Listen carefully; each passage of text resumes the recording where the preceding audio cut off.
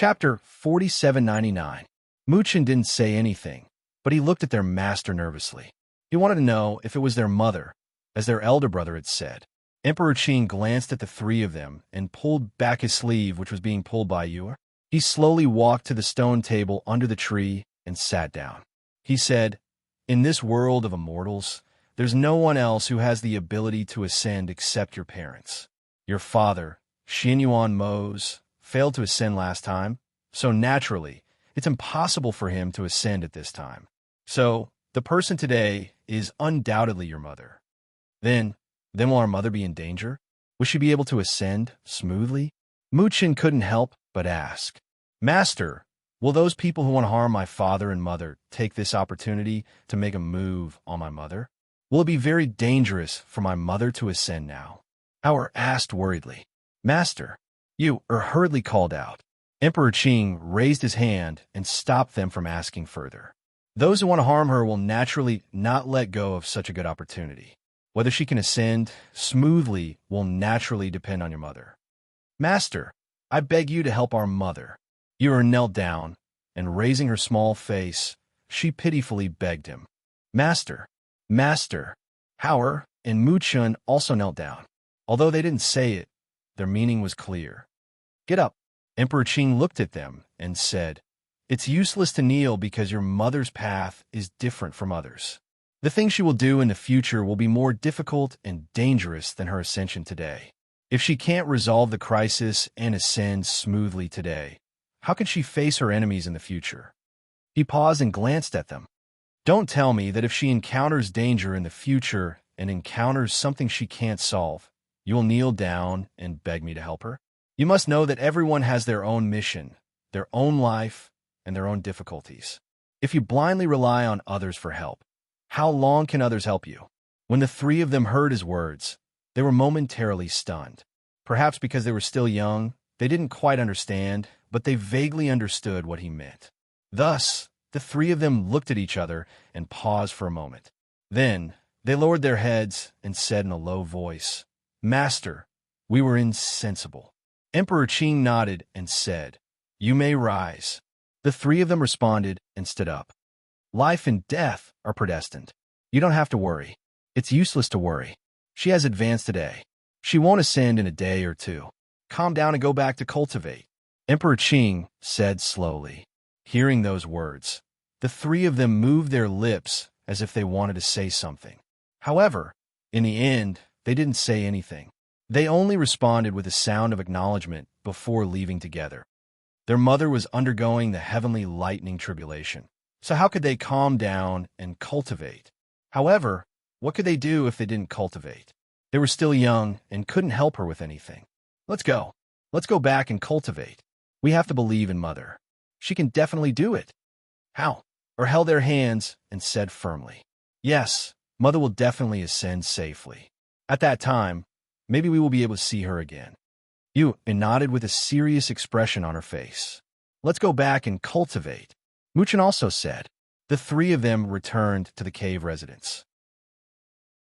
Chapter 4800. The heavenly thunder in the sky faintly reverberated in the various heavenly realms. Day after day, the heavenly thunder and the sound of lightning made people's hearts hang in suspense. One day, 2 days passed, and the heavenly thunder was still roaring. 3 bolts of lightning fell every day, and after 3 bolts of lightning fell, the next day would be the next. Just like that, 3 to 5 days passed. Those who thought that Fengjiu would not be able to hold on could not help but be very surprised. Fengjiu's heavenly thunder tribulation was different from Mo Chen's. It was the same as Xianyuan Mose's heavenly thunder tribulation. There were only 3 bolts of heavenly thunder a day, and each bolt was more powerful than the last. Seeing that Fengjiu had endured 49 bolts of heavenly thunder, and she was still sitting cross-legged below, unharmed, the 4 great emperors in the upper immortal realm could not help but feel anxious. How can this be?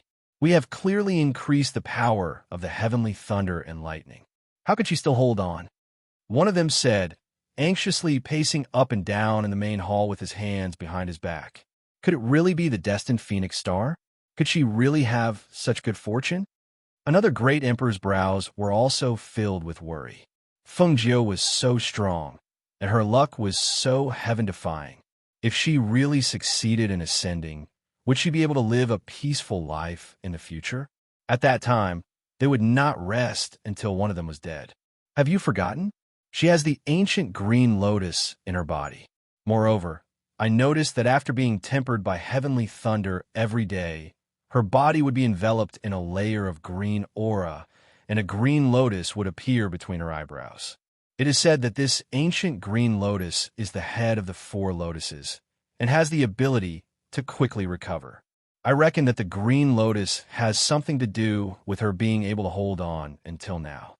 Another great emperor frowned and said in a low voice. After thinking for a while, he said, I think that increasing the power of the heavenly thunder and lightning will not be able to defeat her. On the contrary, she can withstand it. Her bones and tendons have been tempered even more, and her immortal body will only become stronger in the future. I think we have to attack from another side. One of the great emperors who had not spoken all this time pondered for a while, then looked at the person who spoke and asked, Then in your opinion, how should we attack? Why don't we create a clone to deal with her? We can only deal with her if we go down there ourselves. Otherwise, no one in the lower immortal world is a match for her. If we can't obtain her personality now, then, when she succeeds in her ascension, we'll have an endless battle to the death.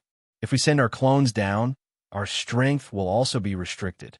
I'm afraid that we won't be able to deal with her at all. Moreover, the risk is too great. Another person shook his head when he heard the first person's words. It was obvious that he refused. If you can't do this and you can't do that, then tell me, what should I do? The great emperor's mood became irritable when he heard that. Chapter 48:01. You're saying that when the last bolt of lightning strikes, the four of us will combine our strength to give her a heavy blow? One of them heard this, and his expression changed slightly. No one knew what he was thinking. That's right.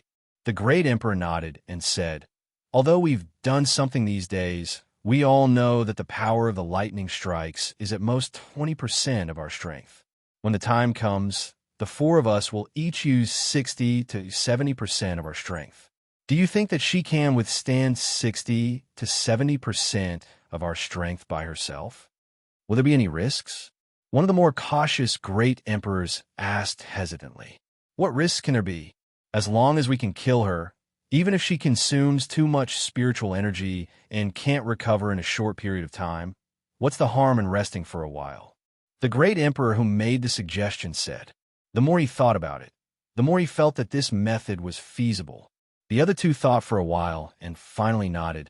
Okay, let's do it. Even if they had to hurt themselves, as long as they could kill the ghost Dr. Fengjiu, it would be worth it. Thus, the four of them began to conserve their strength.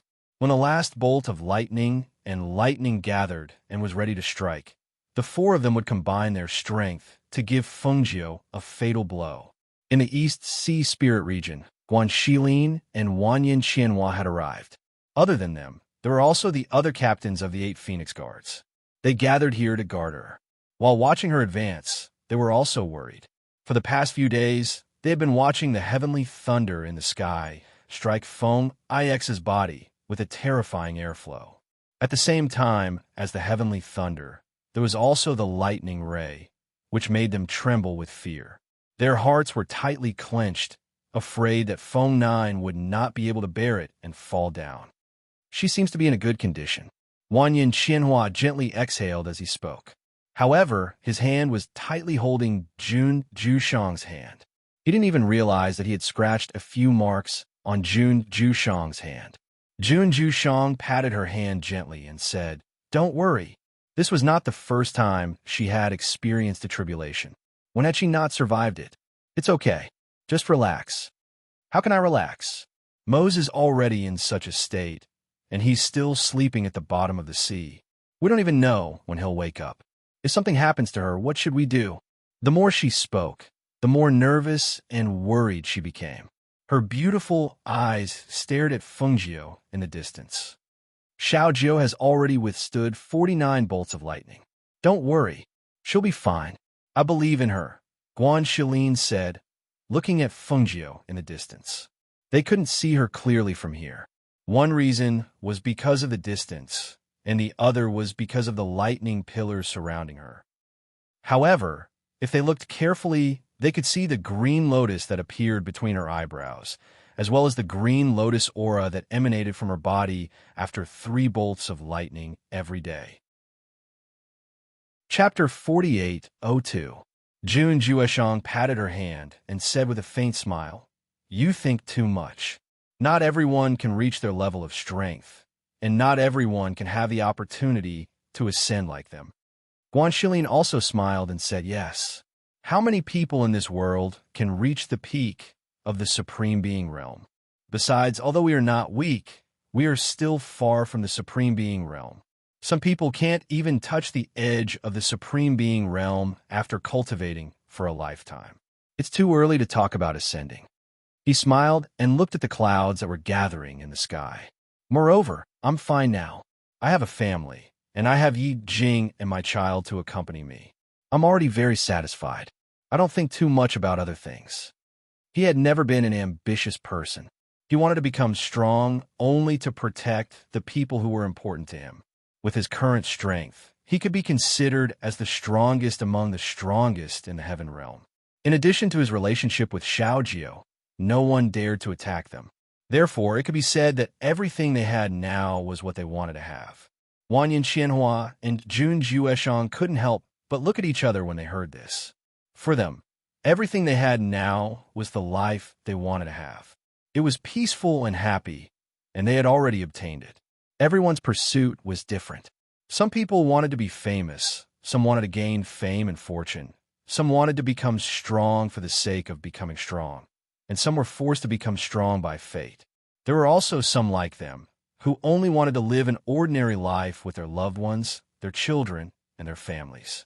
Feng Jiu and the others, even though they yearned for such a life, fate had always forced them to grow and become strong. Perhaps only when they were strong enough to become the Supreme Being realm in the heaven and earth could they live the ordinary and warm life they wanted. In the depths of the sea, Xin Yuan Mose, who was in a deep sleep, was crazily absorbing the aura of spiritual power. The aura of spiritual power was absorbed into his body and disappeared in the blink of an eye. The water at the bottom of the sea surged, but the surface of the sea was the same as before.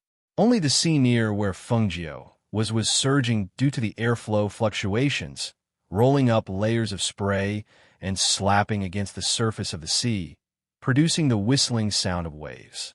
Within the pillar of lightning, Fengjiu closed her eyes and gently raised her hands to form a seal in front of her.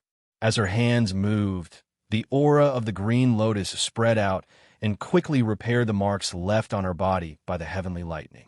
Between her eyebrows, a green lotus appeared, emitting a green light. She was dressed in red and had black hair. Her body was enveloped in green light. Her face was beautiful and cold, and her expression was calm and steady. After using the power of the green lotus to repair the marks left on her body by the heavenly lightning, she gently turned her hands and placed them between her knees again. Her palms faced up as she sat quietly. From the beginning to the end, she didn't open her eyes. In the upper immortal realm, in Cloud Sky Mountain, Howler and the other two watched the days pass by. They counted that the heavenly lightning struck 3 times a day, and now they had struck down 49 bolts. Up until now, they hadn't even seen their mother going through the tribulation in the lower immortal realm. Thus, they couldn't help but want to beg their master to let them see their mother. Chapter 48:03. The 3 of them came to the soft bed under the tree to take a look. Seeing their master sleeping soundly, they couldn't help but look at each other in dismay. "Big brother, master seems to be asleep," Yuer whispered. "How?" Or looked at their master and thought for a while. He also lowered his voice and said, "Then let's wait for master to wake up." Hearing this, Muchen looked at their master and his eyes flashed. In fact, he felt that their master might not necessarily be sleeping soundly. Perhaps he already knew that they were coming and was just pretending to be asleep.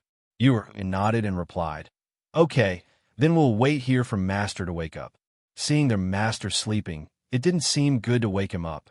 Even if they felt that their master might just be pretending to be asleep, they couldn't go up and disturb him like this. They could only wait obediently at the side. The three of them also didn't leave and stood by the soft bed to wait. As time passed little by little, their master didn't show any signs of waking up. They couldn't help but feel a little anxious. Yuer's pair of beautiful eyes turned, and a crafty radiance flashed through her eyes. Her small face revealed a little fox-like smile. Then she winked toward her two elder brothers. Then, lowering her voice, she said in a low voice, "Big brother, don't you feel that master is still very good?" However, and Mu-chan immediately understood what she meant and couldn't help but smile. However, this smile only appeared for a moment before it quickly disappeared. Then, Howard seriously looked at their master and whispered, "Yes, master is indeed very good-looking. In mother's words, he is a very handsome man. Although I think father is the most good-looking person in the world, master is also very good-looking. It's just that he's a little bit inferior to father," Mu-chan said solemnly as he stared intently at their master's face. "Hee, our father is the most good-looking person, but master is also very good-looking. Look at his eyebrows. Aren't they the sword-like eyebrows mentioned in the books? And master's eyes, even though they're closed now, they'll still be like stars when they're open. And his nose, it's straight and tall, and it's also very good-looking. Yes, master's mouth is also very good-looking. There's even a slight horn at the corner of his mouth. Mother said that this is a lotus horn. A mouth with a lotus horn is very good-looking no matter if it's a man or a woman. And master's chin and the shape of his face." The three of them stared at Emperor Qing and sized him up with their 6 eyes. They even commented on him in a low voice. Even though Emperor Qing was very patient, he still couldn't stand the scorching eyes of the 3 little guys as they sized him up and commented on him. In the end, he finally opened his eyes. His gaze swept past Howard and Mu-chan before landing on Yuer, who was chattering endlessly. His voice was deep and magnetic, as well as somewhat lazy. "Are you done?" Yuer automatically shut her mouth when he opened his eyes. At this time, hearing his question, she smiled and narrowed her eyes. With an innocent look, she softly called out, "Master, you're awake?" Seeing that he didn't respond, Yuer felt a little guilty. She smiled with a bit of fawning and said, "We were waiting for Master to wake up just now. When we saw Master's sleeping appearance, we realized that Master's sleeping appearance is very good-looking. Is that so?" Emperor Qing asked unhurriedly. Chapter 4804. "Master, we want to see Mother. Master, please show us Mother," Yuer said, blinking her beautiful big eyes at him. Hearing this, Emperor Qing glanced at them. Seeing the anticipation and pleading on their little faces, he paused for a moment and flicked his sleeve. A floating image appeared in front of them. In the image, their mother was sitting cross-legged there. Her body was suffused with a green aura, and a strong airflow was surging around her. Looking at that familiar face, the 3 children couldn't help but step forward and call out, "Mother!" However, they didn't get any response from her. Seeing that she was fine there, couldn't help but look at their master, as if wanting to get an answer from him that could reassure them. He asked, "Master, my mother has already experienced so many heavenly thunders. She will definitely be able to pass through the remaining heavenly thunders smoothly, right?" Emperor Qing looked at him and saw the worry and apprehension in his eyes. His gaze turned and fell on Fengjiu in the image.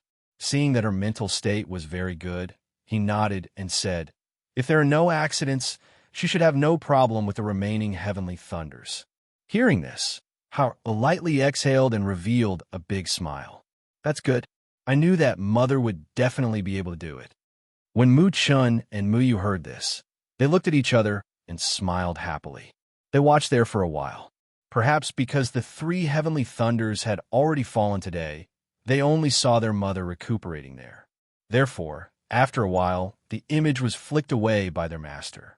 "All right, go back and concentrate on your cultivation. Children shouldn't think too much about adult matters all day long." Emperor Qing gestured for the 3 of them to go back and cultivate. The 3 of them had already achieved their purpose of this trip. They saw that their mother was fine and heard from their master that their mother would successfully ascend. Only then did they feel relieved. The three of them respectfully bowed and left. In the city, Shun Shichi and the other individual cultivators who had chased Yuer to the city came again. However, they couldn't find the little fox-like girl they had met on the road. In the restaurant, they were sitting by the window, drinking wine and eating peanuts. One of the individual cultivators said, "Old Shun, it's been more than a year, and we haven't heard any news about that little girl." The people who sent out the information couldn't find her either. It seems that the little girl is either in the sect or deep in the mountains. Otherwise, with our power, it's impossible that we can't find any news about her. Yes, in this year, we have also secretly investigated almost all the aristocratic families, but there's no trace of that little girl. That little girl shouldn't be from here. But I'm curious. How do you think such a little girl avoided our tracking? Not to mention the fact that there's no trace of her in this city. There's no trace of her in the neighboring towns either. We've released the portrait, but there's no clue at all. She's really mysterious. Moreover, it's been more than a year, said another rogue cultivator. As soon as he finished speaking, he threw a peanut into his mouth. Chapter 48:05. Besides, we already said that the little girl's face we saw back then was covered by concealment technique. It's not strange that we couldn't find her. However, I believe that we will meet again one day. Only you would be interested in looking for a little girl for more than a year. The few of us are really loyal. We've been following you around for more than a year. I don't know what we're after. Another person said with a smile. He looked at Shun Shichi and joked, "It's a pity that the little girl is a little young. Otherwise, she could be your wife." When the other two heard this, they immediately laughed out loud. Shun Shichi smiled and said, "All right, don't make fun of me. Anyway, we have nothing to do, so we're just looking around. Where are you guys going back?" He looked at them and asked. "No, we're free outside. If we go back, we'll be restricted. However, last year, a great emperor ascended from the immortal realm. Did you guys hear the news? Do you know where he came from? How many years has it been since an expert ascended from the immortal realm? That expert ascended from the immortal realm. Everyone was shocked. How can we not hear about it? Besides, it's been a year. Naturally, everyone knows about the existence of this great emperor." As Shun Shichi said this, he drank a mouthful of wine and ate a few peanuts. He said, "It's said that this great emperor who ascended is called the Great Emperor. Some call him Saint Emperor for short. This person's immortal body was formed from an ancient golden lotus. When he ascended, his entire body was dazzling. I've heard about it too. However, it seems that no one knows the origin of this great emperor. After all, there are so many heavens between the immortal realm and the immortal realm. The immortal realm doesn't know about the immortal realm. The immortal realm also doesn't know about the immortal realm. It's really curious." Another person said, "You guys don't know?" Another person lowered his voice and laughed. "I've heard some news. Do you guys know that in the immortal realm, there's a woman who's called the Ghost Dr. Fengjiu? Ghost Dr. Fengjiu? Why does this sound so familiar?" Another person said, "I've heard of this person. It's said that she's the Phoenix Star. Her medical and alchemy skills are unparalleled in the world. Her talent and strength are shocking. She's a genius that only appears once in 10,000 years." Shun Shichi's eyes shone with admiration as he said, "I've heard my father mention her before. He said that Ghost Dr. Fengjiu was a deviant soul who came into this world. She was destined to be the Phoenix Star. There's also a prophecy about her. It said that she would become the ruler of the world. She would stand above all the immortals and become a supreme ruler." At this point, Shun Shichi paused for a moment before continuing with a burning gaze. "Furthermore, it is precisely because of this that the 4 great emperors and a few other emperor lords joined forces to kill her. I heard from the elders in my family about the recent sky lightning tribulation. You're saying that the Ghost Dr. Fengjiu is the one who's going through the lightning tribulations 3 times a day?" Another person asked in surprise. It was obvious that he had only just found out. Shun Shichi nodded and said, "That's right. Counting the days, she's already gone through 49 small lightning tribulations. As long as she's refined by the lightning tribulations, she'll be able to ascend and become an immortal. My family's elders said that this person has a high chance of successfully ascending. Also, if she succeeds, our world will change. Chapter 48:06. Shinshichi gestured to them, and the other three came closer. He lowered his voice and said, I'm only reminding you because it's you guys. You guys better send a message back to your families. I heard that the four great emperors are working together to deal with this ghost, Dr. Fungio. They want her dead. They're afraid that she'll come up and steal their power and territory. They're afraid that one day, Ghost Dr. Fungio will stand on top of their heads. Hence, they want her dead. Hearing this, the three of them were shocked. They looked at each other, and one of them asked, Do you think that even if Ghost Dr. Fungio succeeds in ascending with her strength alone, can she fight against the four great emperors? That's why I said that you guys are not up to date with the news. Shinshichi laughed and looked at them. This Ghost Dr. Fungio is not an ordinary person. Furthermore, there's another piece of news that you guys don't know. The great emperor who ascended a year ago has an extremely deep relationship with Ghost Dr. Fungio. Hearing this, the three of them were startled.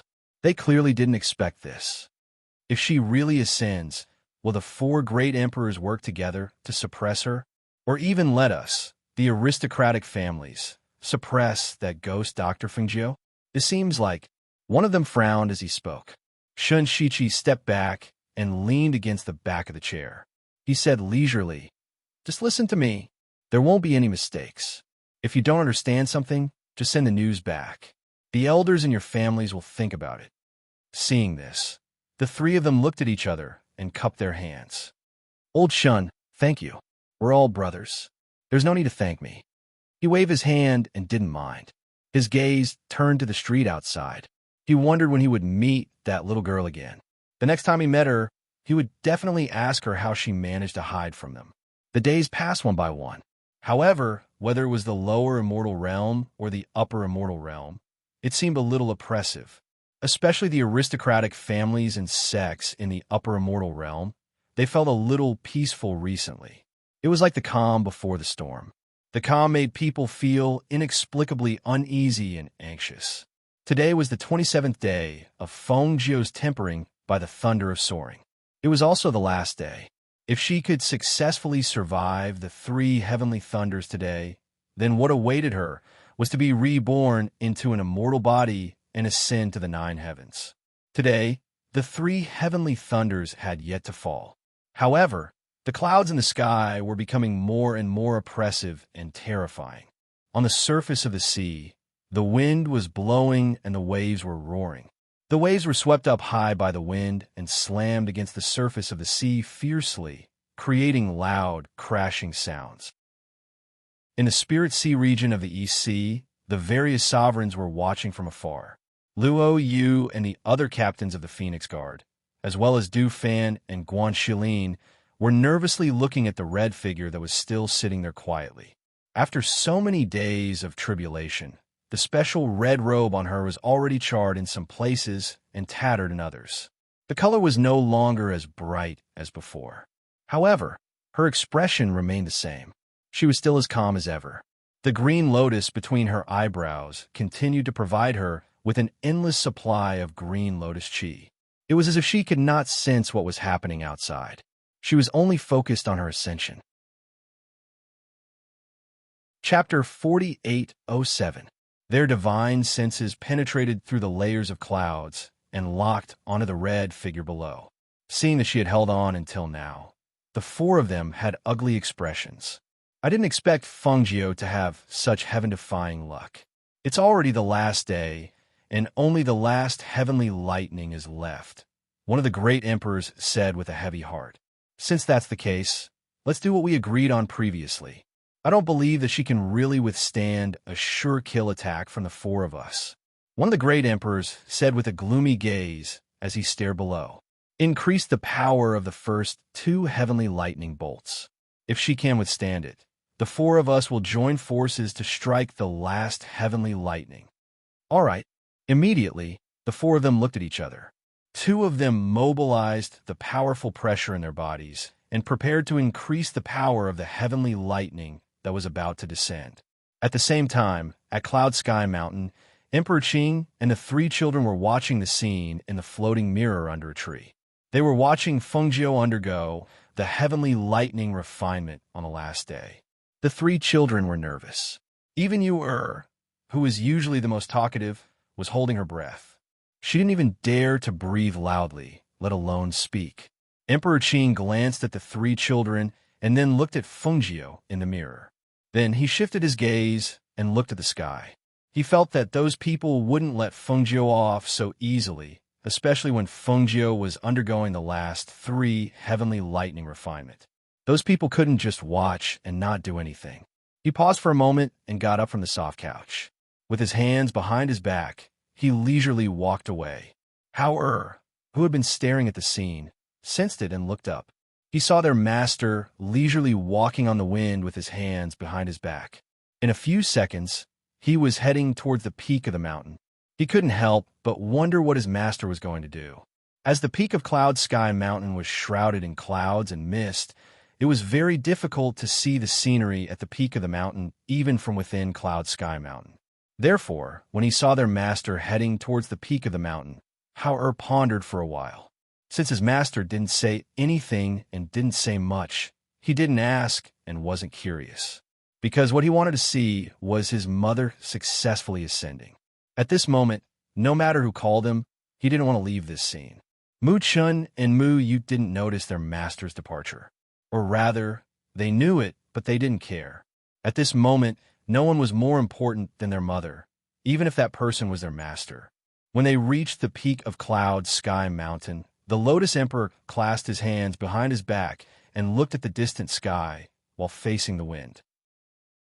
After a while, he retracted his gaze and sat down cross-legged on a smooth rock. Fengjiu closed her eyes, but at this moment, she felt the oppressive and powerful airflow above her head. The powerful pressure and airflow made her feel the aura of death and murderous intent. She felt 2 strands of murderous intent from the powerful pressure and airflow. Almost in an instant, her mind was clear. Obviously, it was those people who wanted to take her life.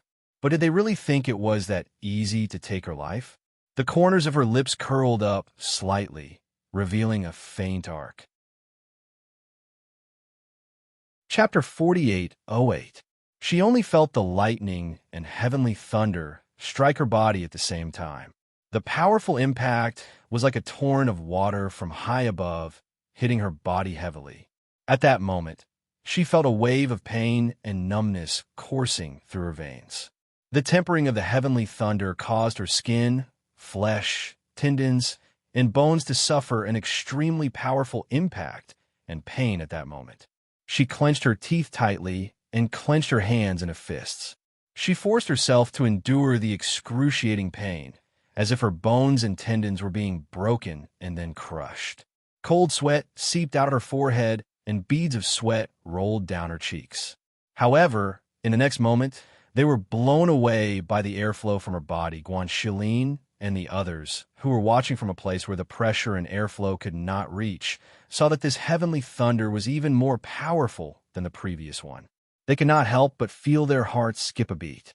When they saw her forcing herself to endure with a painful expression, they became even more anxious.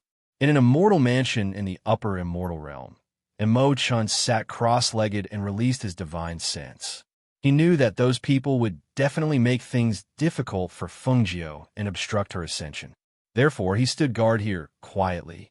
If Fengjiu really could not hold on in the end, he would be able to lend a hand. Moreover, he believed that with Fengjiu's strength, she would definitely be able to ascend smoothly. All he needed to do was to stand guard. Unexpectedly, about half an incense stick of time after the first bolt of lightning struck down, the second bolt of lightning struck down immediately after. The loud rumbling sound shook the heaven realm, and the sound of thunder rumbled and reverberated in the sky. Fengjiu's previous heavenly thunder strikes were separated by a certain amount of time. This gave her time to recuperate and adapt. Now that the first heavenly thunder had just struck, the second one followed closely behind. It was obvious how much those people wanted to kill her. The 4 great emperors in the sky, saw that Fengjiu in the lower realm had actually withstood 2 heavenly thunders. For a moment, their faces darkened. I didn't expect her to be able to hold on. A great emperor said hatefully. He was a little angry. This Fengjiu is indeed extraordinary. She's so strong and powerful. No matter what we do, we can't let her ascend successfully. Now that 2 of the last 3 heavenly thunders have fallen, it seems that she can withstand them. Then, we only have 1 chance left. Another great emperor said in a gloomy and ruthless voice. No, look, she's vomiting blood. A great emperor who had been staring at Fengjiu exclaimed softly. His voice was filled with unconcealable joy and excitement. When the other 3 heard this, they looked down again. Indeed, they saw Fengjiu spit out a mouthful of blood with a pu sound. The corner of his mouth was stained with a trace of blood, and his face was pale. Ha ha ha ha ha. Looks like our attacks are still effective. She shouldn't be able to hold on much longer. A great emperor raised his head and laughed loudly. His face was filled with excitement. Fengjiu vomited blood. This proved that Fengjiu could no longer withstand the power of the 2 heavenly thunders. Even if she was still holding on, she had withstood the first 2 heavenly thunders. There was no way she could withstand the 3rd one and ascend to immortality. Chapter 48:09. Let's send her on her way. It's best if her soul scatters and dissipates between heaven and earth. She will never enter the cycle of reincarnation. One of the great emperors narrowed his eyes and said. A ruthless glint flashed across his eyes. All right, the 4 of us will join forces and give her a fatal blow. As the other 3 spoke, they looked at each other and revealed a grim smile. Just as the 4 great emperors were preparing for the final blow, on Cloud Sky Mountain, the 3 children saw their mother vomiting blood and her face turning pale. They couldn't help but become anxious. What should we do? Mother vomited blood. Will she be all right? Er's eyes were red from worry. Tears welled up in her eyes, but she forced them back down. Mother will be fine. She will definitely be fine, Muchun said firmly. His little face was tense as he looked nervously at the scene in front of him. Mother Dahauer called out softly. His voice was choked with sobs, and his heart was thumping wildly. No one knew that his body was trembling because of fear and worry. At the peak of Cloud Sky Mountain, Emperor Qing was also paying attention to Fengjiu's situation below. When he saw her vomiting blood, he frowned slightly. However, he still closed his eyes and sat there quietly. Perhaps, in his opinion, since Fengjiu could withstand the first 3 bolts of heavenly thunder, she should also be able to withstand the last 3 bolts of heavenly thunder. What's more, she herself was an alchemist, so perhaps she had refined some kind of divine pill in reserve. It was impossible for her to vomit blood just because of these 2 bolts of heavenly thunder. However, judging from the current situation, it would appear that he was indeed injured. If he was injured, the situation would become very dangerous in the final bolt of heavenly lightning. At the same time, at the Spirit Sea realm, Guan Shilin and the others were also shocked when they saw Fengjiu vomit blood. She vomited blood. What should we do? There's still the last bolt of lightning. Will she be able to withstand it? Guan Shilin said anxiously. Wanyan Qinhua looked at Fengjiu in front of him and took a deep breath. He looked at Jun Jueshang beside him and asked, "What do you think?" Jun Jueshang pursed his lips and looked at Fengjiu in front of him with a grave expression. He said, "I'm afraid that her heart and 5 internal organs will be injured.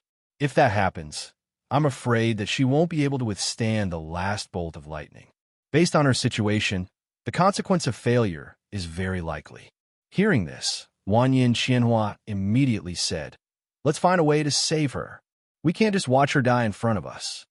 As soon as she finished speaking, she wanted to take a step forward. Wait.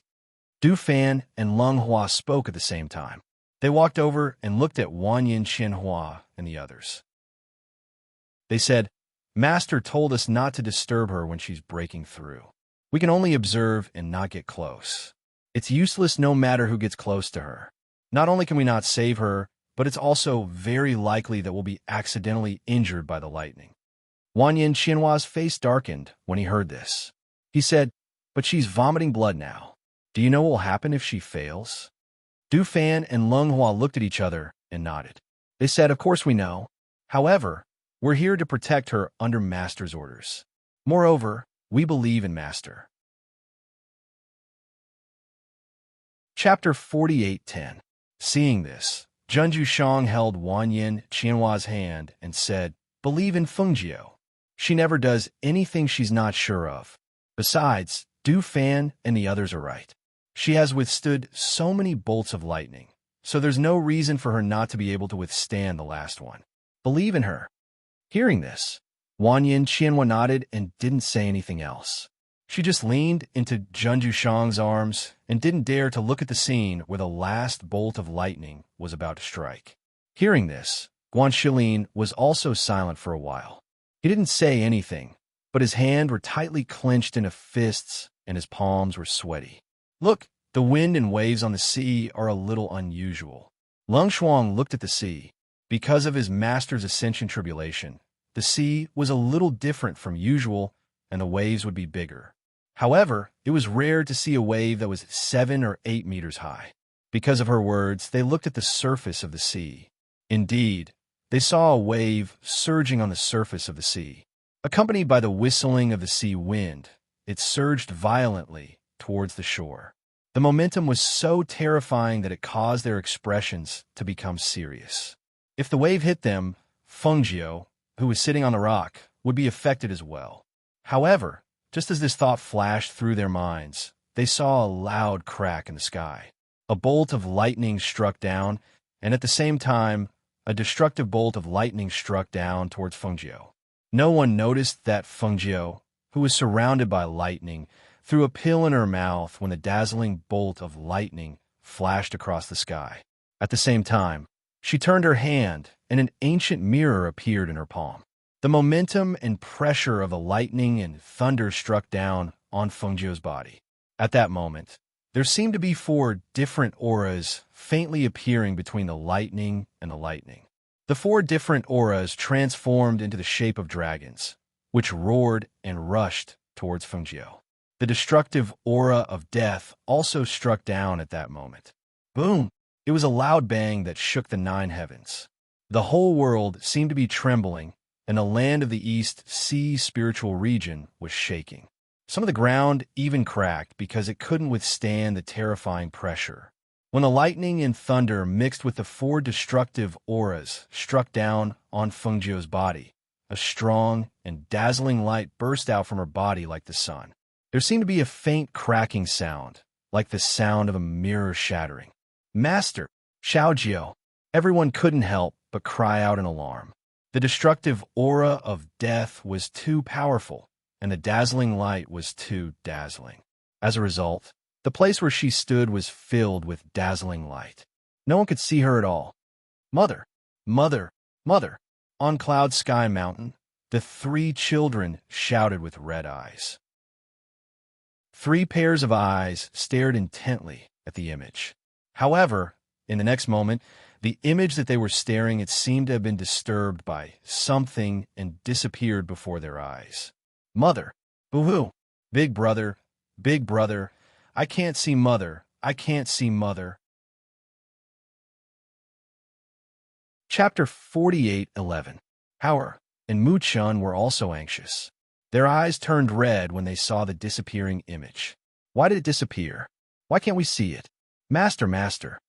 The 2 of them hurriedly shouted.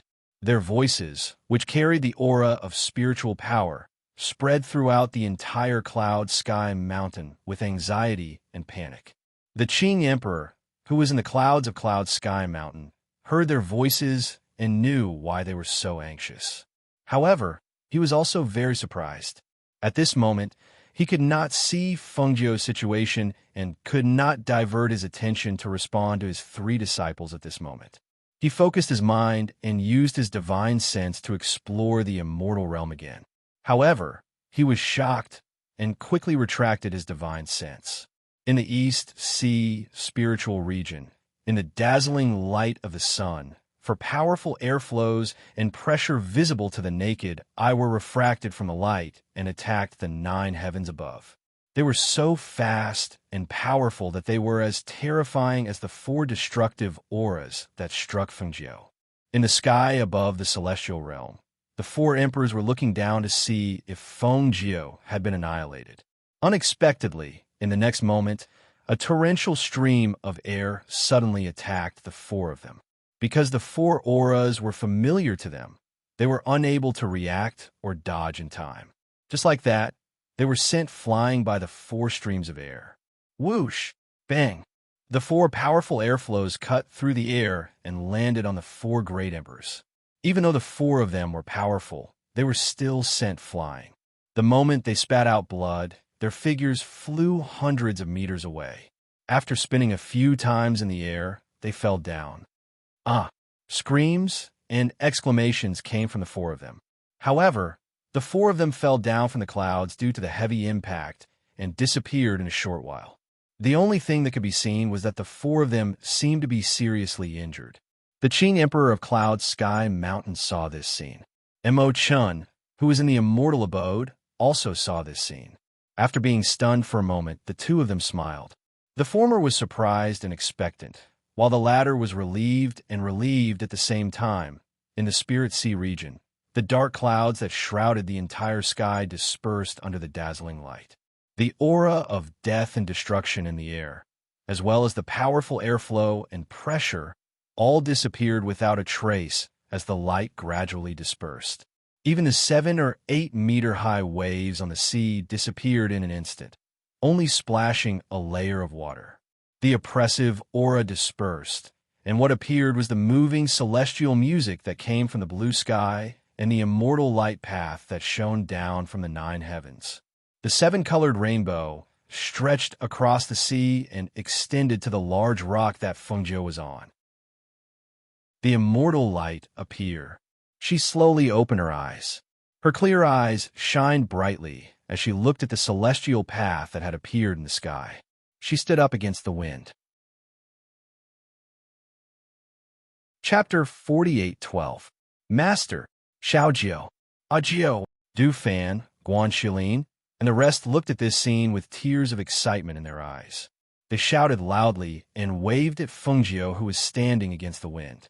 After more than 20 days of anxiety, they could finally put down their worries at this moment. At this moment, there was only excitement and joy in everyone's hearts. She had finally made it through. She was finally going to ascend to the 9 heavens. From the moment the last bolt of lightning struck, she possessed a body of celestial bones and an unparalleled lifespan that was as long as the heavens and the earth.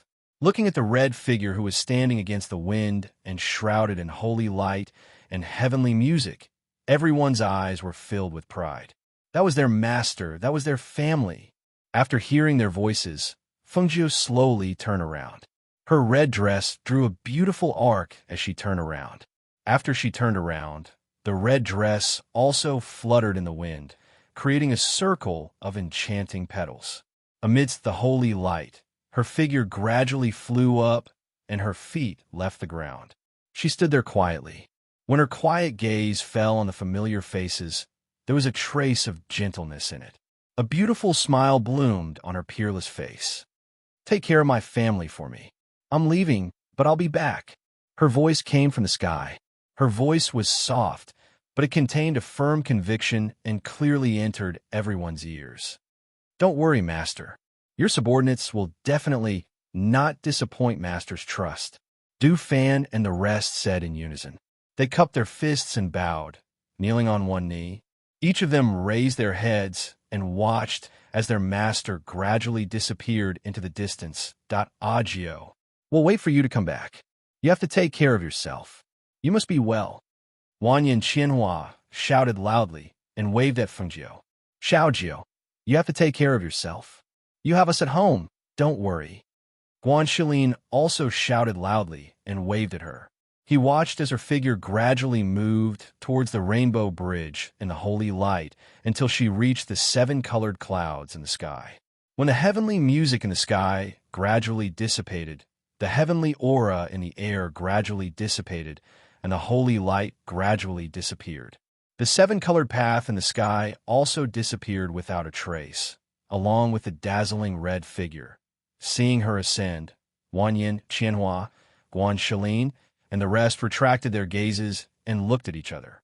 Guan Shilin grinned and said in a clear voice, "I'm going back to the Feng family's mansion to tell grandfather and the others this good news. They'll be very happy to hear this news. Hearing this, we'll go back with you to see them.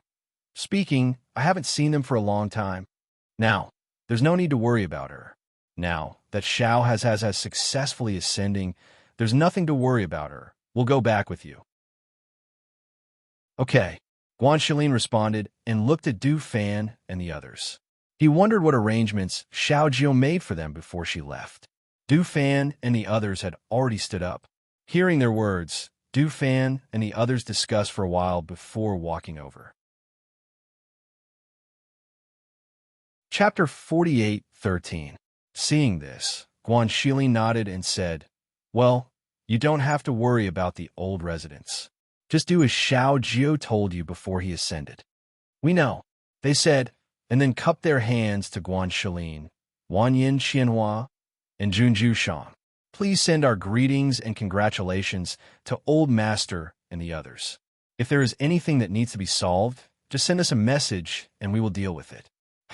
"Congratulations."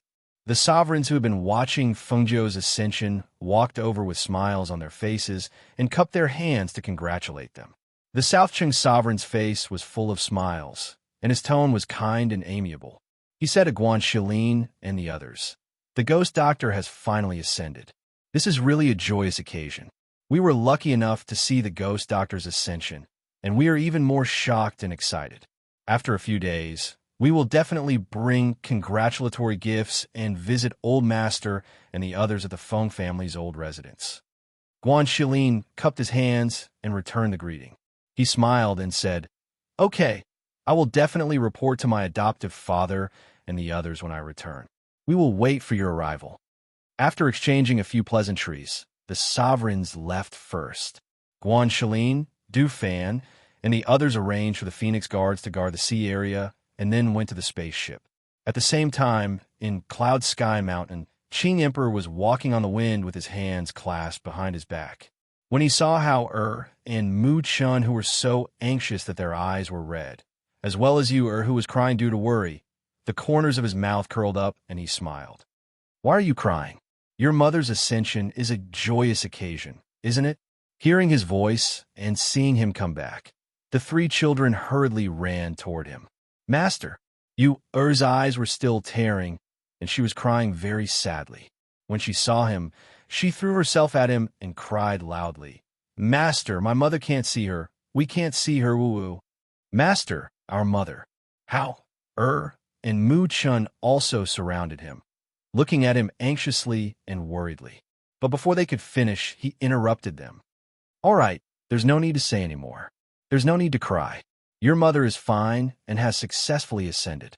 Seeing their worried and anxious expressions, and seeing his little disciple crying so much, he raised his hand and waved it. The image that had disappeared reappeared in front of them. "Ah, it's Mother." Yu hastily wiped her tears, fearing that tears would cloud her eyes and make her unable to see her mother's appearance. "Mother has successfully ascended." Hauer and Mu Chun said at the same time. Their faces were full of surprise and excitement. Especially when they saw their mother slowly ascending, they were even more excited.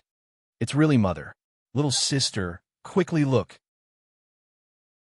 Mu Chun pulled Yu's hand, and his little face was filled with joy. "Mother, Mother!" Yu shouted and tiptoed, wanting to get closer to her mother. The Qing Emperor looked at Fengjiu in the image, then glanced at his three disciples and said, "She has successfully ascended. Can you be relieved this time?" Not only did Fengjiu successfully ascend, but he also used some kind of treasure to seriously injure the four great emperors. Even he didn't dare to release his divine sense to investigate at that moment, which was enough to show how powerful that treasure was. Chapter 48:14. It's fine as long as Mother is fine. Howard smiled. Because of this smile, his little face looked a lot more lively. He had the vitality and happiness that people of his age should have. Shifu, can we go see Mother? Mu-chan asked, looking at their Shifu.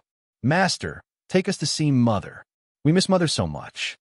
You also said, pulling on their master's sleeve.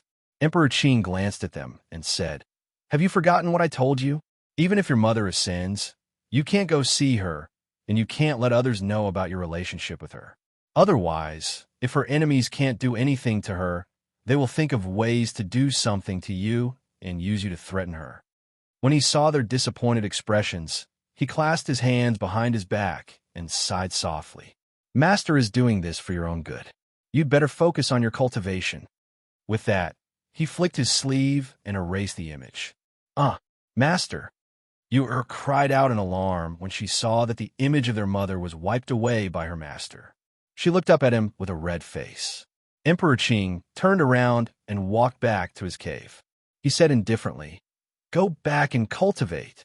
It's fine as long as you know that your mother is fine. As for the rest, it's not something you can worry about right now. Knowing that their master always meant what he said, the three of them didn't ask for any more help. They could only walk back with a lonely expression at Mo Chen's immortal mansion. After seeing that Fengjiu had successfully ascended, he didn't pay any more attention to it. No matter what, now that she had successfully ascended, he didn't need to worry about other things. Fengjiu ascended. Somewhere in the immortal realm, celestial music reverberated in the sky. A celestial island appeared, and a majestic palace was completed amidst the light.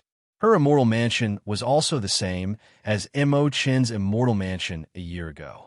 Only the palace and environment were slightly different. However, it was still in the same immortal mansion. Hundreds of flowers bloomed on the island. Hundreds of fruits grew on the branches. Red-crowned cranes flew, and magpies sang happily. A 7-colored rainbow bridge spanned across the immortal island, adding a dazzling scenery to this fairyland-like island where hundreds of flowers were blooming.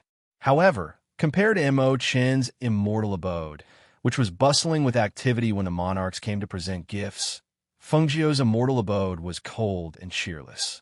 Not a single person came to congratulate or present gifts. What she didn't know was that the sovereigns under her jurisdiction had long heard of the enmity between the 4 great emperors and her, and that they wanted to kill her.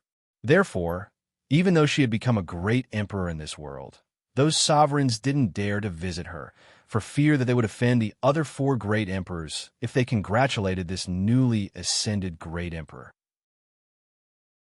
Compared to this, Fengjiu didn't care much. At this time, her figure landed on the rainbow bridge and stood on it, looking at the private island that belonged to her. It could only be said that this was an island that stretched as far as the eye could see. In addition to her newly built immortal residence, there were several mountains that reached into the clouds behind the palace, layer upon layer, and a forest that seemed to have no end. Chapter 48:15. It's as beautiful as a fairyland. This must be the place they're talking about, right? She murmured softly. She was in a very good mood. After going through so many difficulties, she had finally successfully ascended to immortality. At this moment, she was naturally overjoyed. In this place, on this island that was as beautiful as a fairyland, how she wished that her husband and her children could be by her side at this moment. They could share her joy and share this fairyland. Mose, if only you were here too, how great would that be? She said softly. A trace of regret flashed across her heart. But it doesn't matter. I came here first, so I'll take care of this place first. This place will be our home in the future. It will be a place where our family can reunite. A determined light flashed across her eyes. Her clear eyes looked at this fairyland, and a sincere smile appeared on her face. In the next moment, she waved her sleeves, and several rays of light flew out. Some rose into the air and circled in the sky, while others leaped and landed steadily on the ground. Master! Master! Master! Joyful and excited voices rang out from Fengjiu's contracted beasts. When the fire phoenix rose into the air, it revealed its true form with a flash of light. The huge figure of the fire phoenix soared in the sky. Its flaming wings flapped, and it raised its head. A phoenix cry reverberated in the sky. It penetrated deep into the clouds and reverberated in the sky, reaching every corner of the island below. In that instant, in the endless forest, when the beasts heard the phoenix cry from the ancient mythical beast, they all lowered their bodies and knelt down. Their mouths emitted cries, and they didn't even dare to raise their heads. At this moment, due to the appearance of the fire phoenix, the beasts in the forest clearly knew that such a powerful ancient divine beast was guarding this island. When Tunyin, Lao Bai, and the other contracted beasts saw the fire phoenix hovering in the sky and raising its head to chirp, they knew what it was trying to do. Therefore, they only glanced at it in the sky before looking around happily. They jumped up and scurried around the area, then returned to the bottom of the rainbow bridge to congratulate their master. Fengjiu stood on the rainbow immortal bridge, facing the wind. She looked into the distance with a faint smile on her lips. She watched as the immortal crane transformed into an immortal servant, as well as the flower mortal and the others transformed from the flowers. They leisurely walked over behind Old White and the other contracted beasts. When they reached the bottom of the rainbow immortal bridge, they bowed respectfully. Congratulations to the Phoenix Master for ascending and becoming an immortal.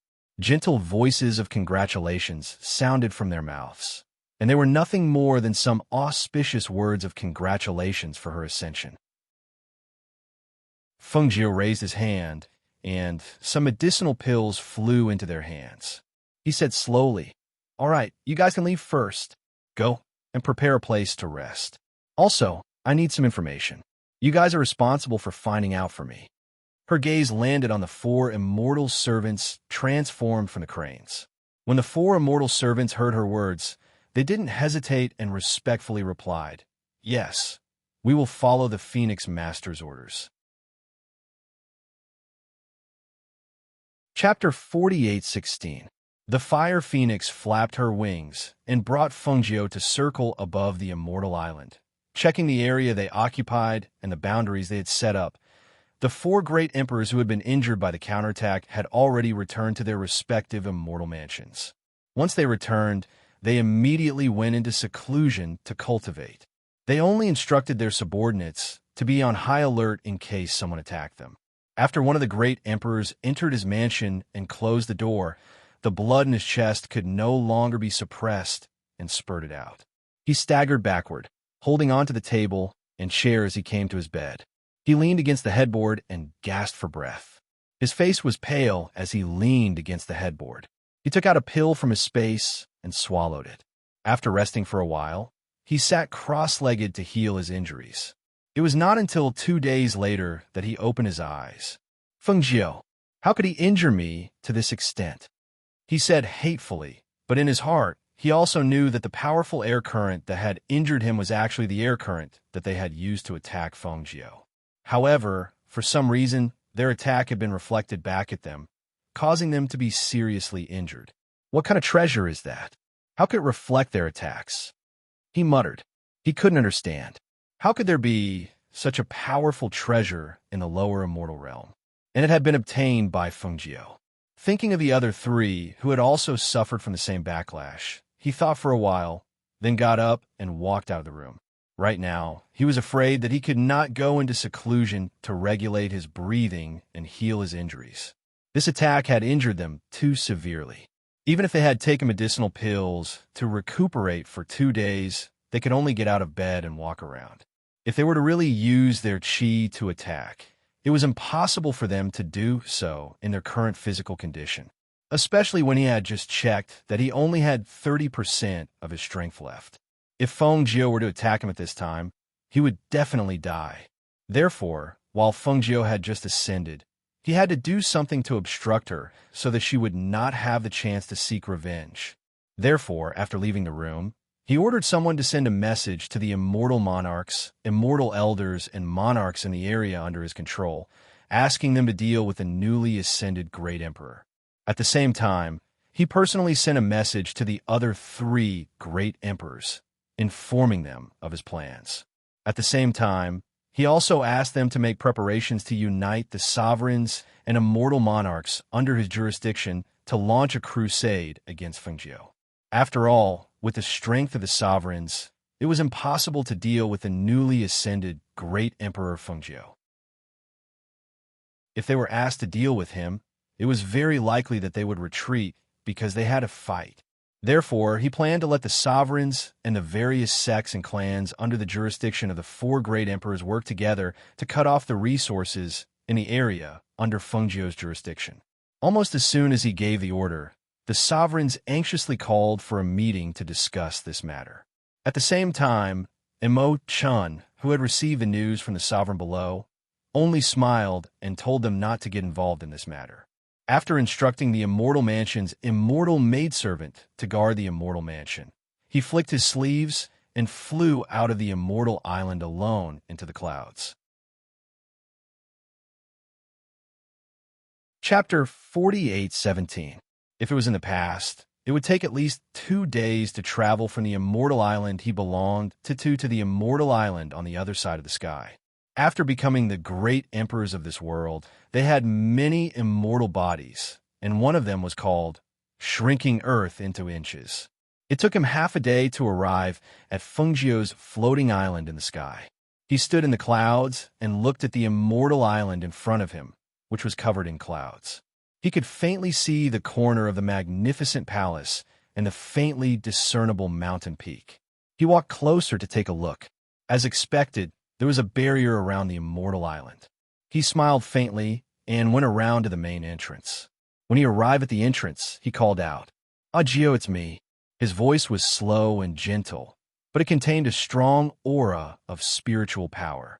It clearly passed through the clouds and the barrier and entered Fengjiu's ears. Hearing Imo Chen's voice, Fengjiu's eyes lit up. She immediately got up and walked outside. Because it was Imo Chen, she personally went to the entrance and opened the barrier to invite him in. "Imo Chen, why are you here?" Fengjiu looked at him, who was dressed in white and looked like an immortal, and asked with a smile. Imo Chen walked in and followed her for a while. Only then did she get a good look at the interior of the building. With a gentle smile on his face, he said softly, "I should have come to congratulate you 2 days ago when you ascended. However, I thought that since you just ascended, there would be many people congratulating you, so I postponed it for 2 days." As he spoke, he paused and looked at her, saying, "I see that your place is even bigger than my immortal island, and the environment is very charming." His gaze fell on a rainbow bridge that spanned the entire immortal island not far away, and a trace of surprise flashed across his eyes. That rainbow bridge didn't disappear. Hearing his words, Fengjiu chuckled and said, "That rainbow bridge won't disappear. It can be walked on. It appeared after you ascended." As she spoke, she strolled with him and said, "Since the completion of my immortal abode, you are the only guest who has come. I really haven't seen anyone else." "Oh." Imo Chan raised his eyebrows and looked at her. "Do you know the reason?" "Yes, it's the doing of the four great emperors," she said slowly, looking at the road ahead. Walking slowly, she said carelessly, "The four great emperors joined forces to deal with me. They even reached their hands into my territory and threatened the sovereigns and sects under my jurisdiction. They are probably afraid of the four great emperors. After all, they are authoritative figures in the upper immortal realm. How much do they know about a newly ascended great emperor like me?" Imo Chan smiled when she heard this, and she said, "I figured that since you've just ascended into the immortal realm, you wouldn't know much about the exalted immortal realm. So, besides bringing you news, I've also come to tell you the information I've gathered over the past year." The two of them walked to a pavilion and sat down. 2 immortal servants served tea and left, quietly waiting at a place far away. "What news did you bring me?" Fengjiu asked as she took a sip of tea. "I've received news that the four great emperors have given the order to cut off the supply of resources to the area under your jurisdiction. They will probably use other methods to suppress and deal with you in the future." As Imo Chun spoke, she picked up the tea in front of her and took a sip. Chapter 48:18. Imo Chun smiled when he saw that she was not worried at all. "Aren't you worried?" "Worried? What's there to be worried about?" Fengjiu replied casually as she played with the teacup in her hand. Currently, None of my subordinates have come looking for me. Naturally, I haven't received any news about this. I'm not in a hurry. Let's wait until they can't hold it in any longer and come looking for me. Furthermore, since they don't respect me, I naturally have to teach them a lesson, don't I? Imogen shook his head and chuckled when he heard this. This was indeed her character. Since she was not worried, she would naturally have a solution. Therefore, he did not continue on this topic. Instead, he asked, "How are you going to deal with the four sovereigns?" Fengjiu played with the teacup as the corners of her lips curled up into a smile. However, her eyes were cold, and there was even a cold glint in them. The four of them have suffered heavy injuries. It's impossible for them to recover in a short period of time. Now that I've just ascended, I'm not familiar with this world yet. Therefore, I'll let them live for a few more days. Sooner or later, I'll settle this score with the four of them. Now that the four of them have been injured by their own strength, they would definitely go into closed-door cultivation because they were worried that she would come looking for them. Even if she went looking for them, they might not necessarily be hiding in their immortal abodes. Therefore, it was better to put this matter aside and deal with the matter at hand first. Furthermore, she needed to understand what kind of existence the forces in the upper immortal realm were. It's right that you didn't make a sudden move. The four great emperors have existed for too long. Their forces are definitely not as simple as they appear on the surface. Furthermore, some of the other great emperors have friendly relations with them. Furthermore, even if you went looking for them, I'm afraid they wouldn't be in their immortal abodes. Imogen glanced at her as he spoke. He then took out some information from the space and handed it to her. This is some information that I've collected over the past year. Before we ascended, there were already 10 great emperors on this list. However, some of them are in seclusion and don't appear easily. Therefore, the information we can get is limited. Fengjiu took the information and flipped through it. She smiled and said, "Thank you. This information is very useful to me." Imo-chan smiled and said, "The four great emperors who want to deal with you are full of ambition. According to what I know, they're afraid of the prophecy about you becoming the Lord of the heavens and earth, so they want to deal with you. As for the others, they've been in seclusion for many years." Hearing his words, Fengjiu didn't mind at first. Instead, she flipped through the information in the book. However, when she heard that he had taken in 3 disciples, her hand that was flipping through the information stopped. She raised her head and looked at Imo-chan, waiting for him to finish speaking. After he finished, she couldn't help but smile and said, "Now that you mention it, I know who you're talking about." Chapter 48:19. Fengjiu chuckled and said, "Yes, I know him. I even know his 3 disciples." Looking at her expression and the smile on her face, a thought flashed across his mind. He said in surprise, "Could it be her 3 children?" Fengjiu nodded and smiled. "It's a long story, but it's definitely them." Seeing this, Imogen smiled. "I know." How perceptive was he? As long as she said it, he would naturally be able to guess. He just did not know how she knew the Qing Emperor. How did the 3 children become the Qing Emperor's disciples?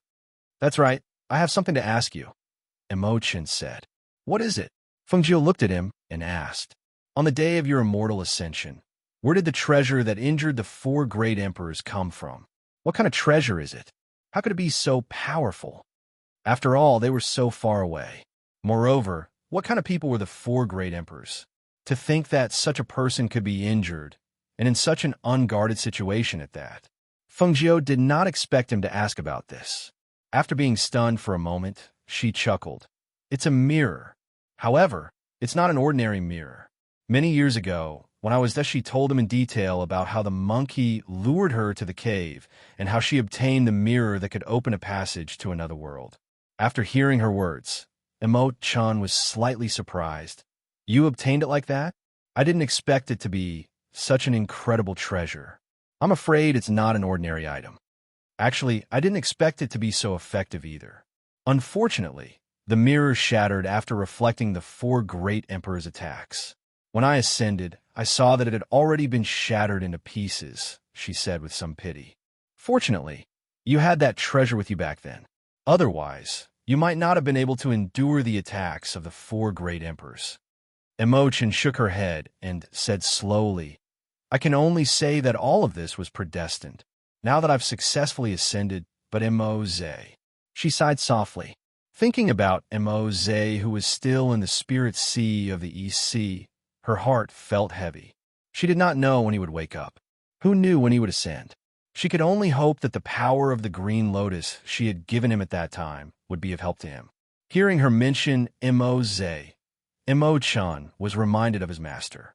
Therefore, his expression softened as he said, Don't worry. Heaven helps the worthy. What's more, my master risked his life to give him a chance to live, so he won't die so easily. It's only a matter of time before he wakes up and ascends. One day, he will come here to reunite with you. Yes, Fengjie replied, then looked at Imo-chan and said, I'm sorry. Because of Immerse, your master lost his life. Imo-chan shook his head and said, Everything is fated. Moreover, my master has already seen through life and death. Every decision he makes must have his reasons. Actually, there was one more thing that he did not tell her. Because his master had revealed too many secrets of heaven, his lifespan had been reduced, and he was fated to face this calamity. He could not blame anyone for this. The two of them chatted in the pavilion. Imo-chan told Fengjie about the immortal realm in detail, helping her understand everything about the immortal realm in the shortest time possible. At the bottom of the spirit sea of the East Sea, an endless stream of spiritual energy was madly surging into the boundary. Everything was absorbed into the body of the sleeping Xinyuan Mose. Chapter 48:20. Guo and Wei Feng were guarding the eastern sea. When they saw the storm on the surface of the sea sweep up, they couldn't help but exchange glances with each other, and then they raised their energy and flew out of the flying ship to arrive on the surface of the sea to take a look. The aura of spirit energy is surging violently at the bottom of the sea. Could it be that the Yama Lord? Wei Feng looked at Guo with a trace of surprise on his face. His divine sense spread out and noticed that the spirit energy at the bottom of the sea was surging violently toward a certain place, yet he was unable to detect where the Yama Lord was. It was probably the barrier that their master had set up that blocked the detection of his divine sense. Guo pondered and said, Master said that the Yama Lord might wake up, but it shouldn't be now. According to what Master said, the Yama Lord probably won't wake up until 3 to 5 years later. The fluctuations in the sea today are probably a sign that the Yama Lord's condition is gradually improving. Wei Feng said, Since it's like that, then let's observe for 2 days and see what exactly is going on. Okay, Guo responded. Seeing that there were no other strange phenomena on the surface of the sea other than the waves and the surging of spiritual energy, the two of them headed towards the flying ship first. I wonder how Master is after ascending. Did she encounter any trouble? Wei Feng couldn't help but look towards the sky as he spoke. Because of Master's ascension, even their communication Jade with Master had been cut off. Even if they wanted to know about Master, they had no way of finding out. Don't worry. Even if Master goes to the celestial world alone, she'll definitely take good care of herself. Even if she encounters trouble with Master's ability and methods, could it be that you're worried that she won't be able to deal with it? Guo revealed a wisp of a smile and said, We only need to properly carry out the task of guarding Master here. Master said that she'll definitely return. Right, didn't I hear from Du Fan that Hui Lang and Ing Yi are coming over? Why haven't they arrived yet? Wei Feng asked as he recalled the two people he hadn't seen for a long time. It's not like you don't know that ever since the Yama Lord's accident, the two of them have taken over the Yama Lord's work. In addition, the world under the Yama Lord is in turmoil because of the Yama Lord situation. With so many things requiring their attention, how can they possibly leave? Guo descended onto the flying ship and called 2 Phoenix guards to patrol the surface of the sea, whereas he and Wei Feng walked to the small table at the bow of the ship and sat down. He said, They weren't even able to rush over when Master ascended, so it's obvious how busy they are. Wei Feng nodded. After he sat down, he poured 2 cups of wine and said, "Right, with the Yama Lord's current situation and master isn't here, if they don't keep an eye on it, then it'll probably fall into chaos." The two of them had a few drinks on the spaceship and chatted. Time passed unknowingly, the celestial world. After Fengjiu sent off Mo-chun, he instructed Fire Phoenix, Senior White, and the other contracted beasts to guard the celestial world while he left with Tunyan. He intended to take a stroll in the territory she was in charge of. Dressed in red, she was as dazzling as the sun. Even if she restrained her pressure and cultivation, her outstanding temperament and peerless elegance still attracted the attention of everyone wherever she went. Chapter 48:21. However, the people here were afraid of the 4 great emperors. On the day of her ascension, not a single sovereign or immortal elder came to the island to congratulate her. Even though she did not take those people seriously, she could not allow them to look down on her. Today, she left her residence to take a look at her territory. Secondly, she wanted to see how they would deal with the problem of cutting off their supply of resources. Furthermore, there were too few people in her immortal residence, especially a lack of kitchen maids. Therefore, she wanted to bring a few people back with her. However, not long after she entered the city, she heard a commotion in front of her as she walked on the street. What's going on? Why did the price of the spiritual rice increase so much? This is not normal. A middle-aged man who looked like a housekeeper said. He frowned and shouted, "It's not the first time our Guo family has dealt with you. The price of the spiritual rice has increased so much. You should give us an explanation." "Housekeeper Guo, the price of the spiritual rice is not up to us. It's my master. We have no choice." The shopkeeper in the shop sighed helplessly. Could it be that what I heard is true? A cultivator next to him said in surprise. "What is true?" Someone next to him asked. "Don't you know? I heard a rogue cultivator friend say that someone above gave the order to cut off the supply of resources in our territory. I'm afraid that not long after, the price of the spiritual rice will not only increase, but it will also be difficult to find a single grain." The cultivator said with a serious expression. "This can't be." Someone next to him said in shock. "Why can't it be? It's not like you don't know that not long ago, our territory was divided under the jurisdiction of the newly ascended Great Emperor. It's said that the newly ascended Great Emperor is a woman who ascended from the lower immortal world. Think about it. How can a woman who ascended from the lower immortal world compete with the other great emperors?" The cultivator said. Seeing that everyone was listening curiously, he continued, "Moreover, it is said that this empress has a grudge with the other 4 great emperors. That's why such a thing happened. There is one more thing you must not know. I heard that other places are wantonly absorbing powerful families. I'm afraid that in a few years, there won't be many powerful people left in the territory under our empress's jurisdiction." "How dare you? Who are you? How dare you bewitch people here?" A delicate voice suddenly shouted, giving everyone a fright. The cultivator who spoke was even more shocked. He instinctively took a few steps back and looked for the voice. He found that it was a little girl of about 5 years old. "She gave me a fright." "So it's a little girl?" The cultivator exhaled softly and calmed down.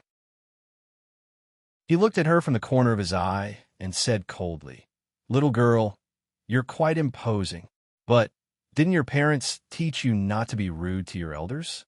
Also, you're not bewitching people. You're just bewitching people with your lies." Chapter 48:22.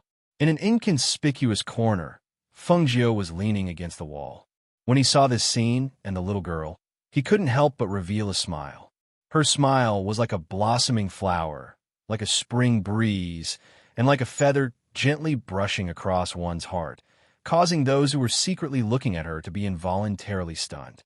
They foolishly stared at that beautiful face and that enchanting smile that bloomed at the corner of the beauty's lips. How could there be such a beauty in this world? Every frown and smile of hers could move one's heart and soul. Her eyes were even more enchanting, causing people to be uncontrollably captivated by her peerlessly beautiful face. That little girl, you need to be taught a lesson.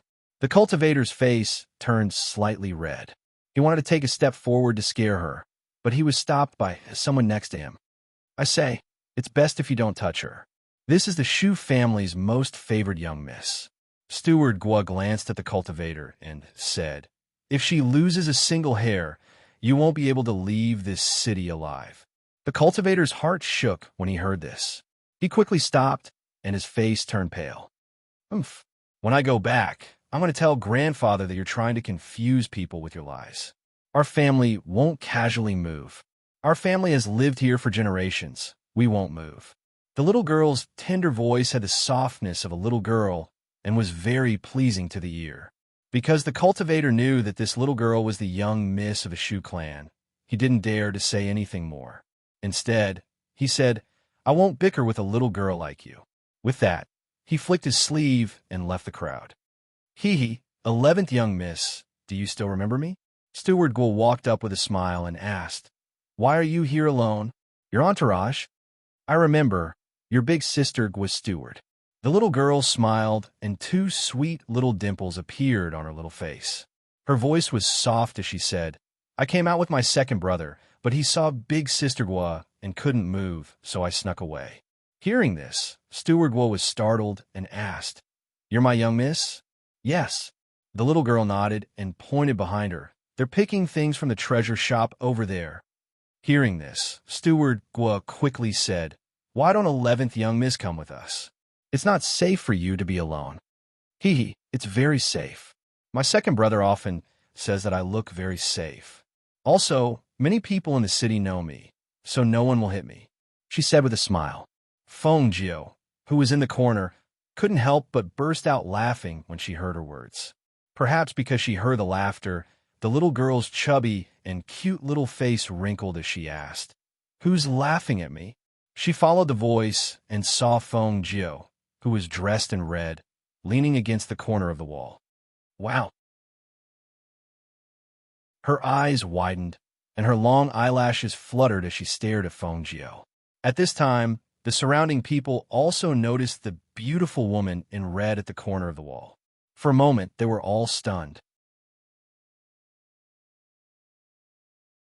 Chapter 48:23. However, they had never seen someone like this woman who had the essence of heaven and earth. Not only was she beautiful, but her aura was also outstanding. Especially with her red dress, it was hard for people to take their eyes off her. There are thousands of beauties, but each had a different style. Even though they had seen many beauties in the cultivation world, they had to admit that the beauty of this woman in red was above all the beauties in the world. She was like a bright moon in the sky. When others were around her, no matter how dazzling they could only shine like stars. When Feng Jiu saw that everyone was staring at her, her beautiful brows furrowed slightly, and the smile on her lips disappeared. She glanced at the cute little girl with baby fat and smiled at her, then turned to leave. Seeing the little girl, she couldn't help thinking of her daughter, Yu-Er, who was also so cute.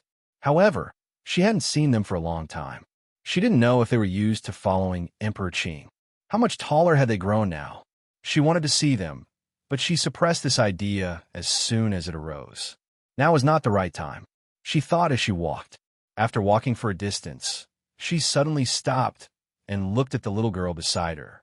She stopped when she stopped and looked at the little girl who was looking up at her with her chubby little face. Little girl, why are you following me? Feng Jiu raised her eyebrows and asked. Sister, you are so beautiful. This is the first time Xen has met someone as beautiful as you. She smiled sweetly, and with her smile, 2 cute little dimples appeared on her round little face. Without waiting for Feng Jiu to speak, she moved closer to Feng Jiu with small steps. She was so close that she was almost beside Feng Jiu. Feng Jiu looked at her, raised her eyebrows, and didn't say anything. She wanted to see what she wanted to do. My grandfather said that near ink is black, near vermilion will become red. Then if I get closer to you, will I become like you? Her soft words were naive, and Feng Jiu couldn't help laughing. What kind of family was the Shu family? How did they teach such a strange and cute little girl? Feng Jiu smiled, squatted down, and said, Me, I'm old enough to be your mother. So you can't call me sister, but you can call me aunt. Also, even if you follow me and get close to me, you won't become like me. However, you're already very good like this. You're very cute and very lucky." She reached out and gently pinched the little girl's chubby little face and chuckled. "You are still young now. When you grow up, you will slowly become more beautiful." The little girl rolled her eyes and looked down at the hand that was pinching her little face. She blinked and asked, "Then, beautiful aunt, when Exeter grows up in the future, will I become like beautiful aunt?" Fengjiu's little girl, Fengjiuxu's eyes. "You'll look like your father and mother," she fun. The little girl, her little, in the next moment, her little frown, her little girl, and then actually her head raised her head. Woo woo. I don't want to be like my father. Woo woo. I don't want to. Chapter 48:24. All right. Don't cry anymore. You won't look good if you keep crying. She hurriedly coaxed him, not knowing whether to laugh or cry. Hearing that he wouldn't look good if he kept crying, the little one hurriedly stopped and wiped away his tears. He looked at her pitifully and asked curiously, "Beautiful aunt, do you have children? Are your children the same? Are they very good-looking?" Hearing this, Fengjiu smiled. Thinking of her two little darlings, her gaze softened. "Yes, they're a little older than you. They're twins and look exactly the same. They're both very good-looking." "Wow, they look exactly the same? What do they look like?" she exclaimed curiously. "Hexen has never seen two people who look exactly the same." Fengjiu smiled and rubbed her hair, saying, "All right, you should go back quickly. Don't let your family worry." "Beautiful aunt, can you send me home? I'll ask my grandfather to treat you to a meal." She looked up at her face full of hope. Fengjiu wanted to refuse, but seeing this little one looking at her expectantly, and the person who was called butler was following behind, she thought for a moment, then said, "I'll send you back. I'll leave after you get home." Beautiful aunt, come with me. I'll take you home." She automatically ignored the last sentence and held Fengjiu's hand as they walked, saying, "I live in a big courtyard with my grandfather. Usually, only my brothers come to the courtyard to play with me. Let me tell you, my grandfather is very powerful. He knows everything. He even knows how to make grasshoppers from grass for me." Fengjiu listened quietly, a smile on her lips. Hearing her mention her grandfather, she also thought of her grandfather. Now that she had ascended to this place alone, she might not be able to see them for a long time in the future. Although she was reluctant to part with them, she knew that they were all well, and that was enough. At the same time, the Shu residence's guards hurried over and found their family's second young master in shop. "Second young master, go back quickly. Something happened at home." Second young master, Shu had just bought a jade hairpin for his sweetheart and was chatting with her. When he heard the guard's anxious words, he couldn't help but be startled, asking, "What happened at home?" "Someone came to seek revenge, and there are quite a few strong cultivators." "Second young master, bring little miss back quickly." As the guard spoke, he looked around but couldn't see the little figure. He couldn't help but ask, "Second young master, where's little miss?" That was the pearl in the hands of the Shu family's masters. "Xin, isn't Xin here?" He was shocked. Only now did he remember his little sister. He looked around, but he didn't see the little girl's figure. His handsome face was full of anxiety. She was here just now. How did she disappear? The Guo family's fourth young mistress said as she turned to the servants beside her, "Hurry up and help me find Xin. Young miss, second young master." Housekeeper walked in and said, "I saw 11th young miss on the street just now. She left with a lady in red. I was worried that 11th young miss would be in danger, so I followed her for a while. Later, I saw little miss leading that lady to the Shu residence, so I came to fetch my young miss." Chapter 48:25. On the other side, Fengjiu was sending the little girl home. She originally planned to leave after sending her home, but who knew that the little girl would cry and beg her to go in. Helpless, she could only follow her into the courtyard. Listening to the little girl's incessant chatter along the way, she knew that this courtyard was still quite a distance away from the main courtyard. This was also the place where the old master of the Shu family usually lived, so it was relatively quiet. "Where's my grandfather?" The little girl looked around, but didn't see her grandfather's figure, so she grabbed a servant girl and asked. Replying to 11th young miss, third elder just came to ask the old master to go to the front. He just left not long ago. As the servant girl spoke, she lowered her head, not daring to look at the beautiful woman in red. Then asked the small kitchen to make some delicious food for us and send it to the pavilion. She spoke with the appearance of a little adult, dutifully playing the role of a little host to entertain guests. "Yes," the servant girl replied, then retreated. Fengjiu sat in the pavilion, one hand supporting her cheek as she watched. She felt that although this little girl was young, she was quite good at doing things.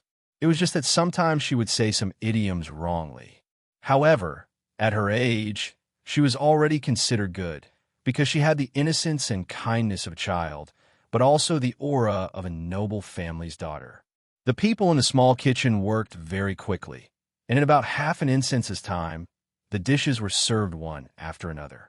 The two of them, one adult and one child, ate in this quiet and secluded courtyard, very satisfied. "Beautiful aunt, I like to eat this dish the most. It's so delicious." The little girl picked up a piece of meat and stuffed it into her mouth. She ate with a satisfied expression and even recommended Fengjiu to eat. Fengjiu didn't stand on ceremony and tried a bit of each dish. Although these dishes were quite delicious, her mouth had long been spoiled by the previous cook. She felt that no matter how delicious these dishes were, they couldn't compare to the dishes made by the previous cook. Thus, after eating a bit, she put down her chopsticks.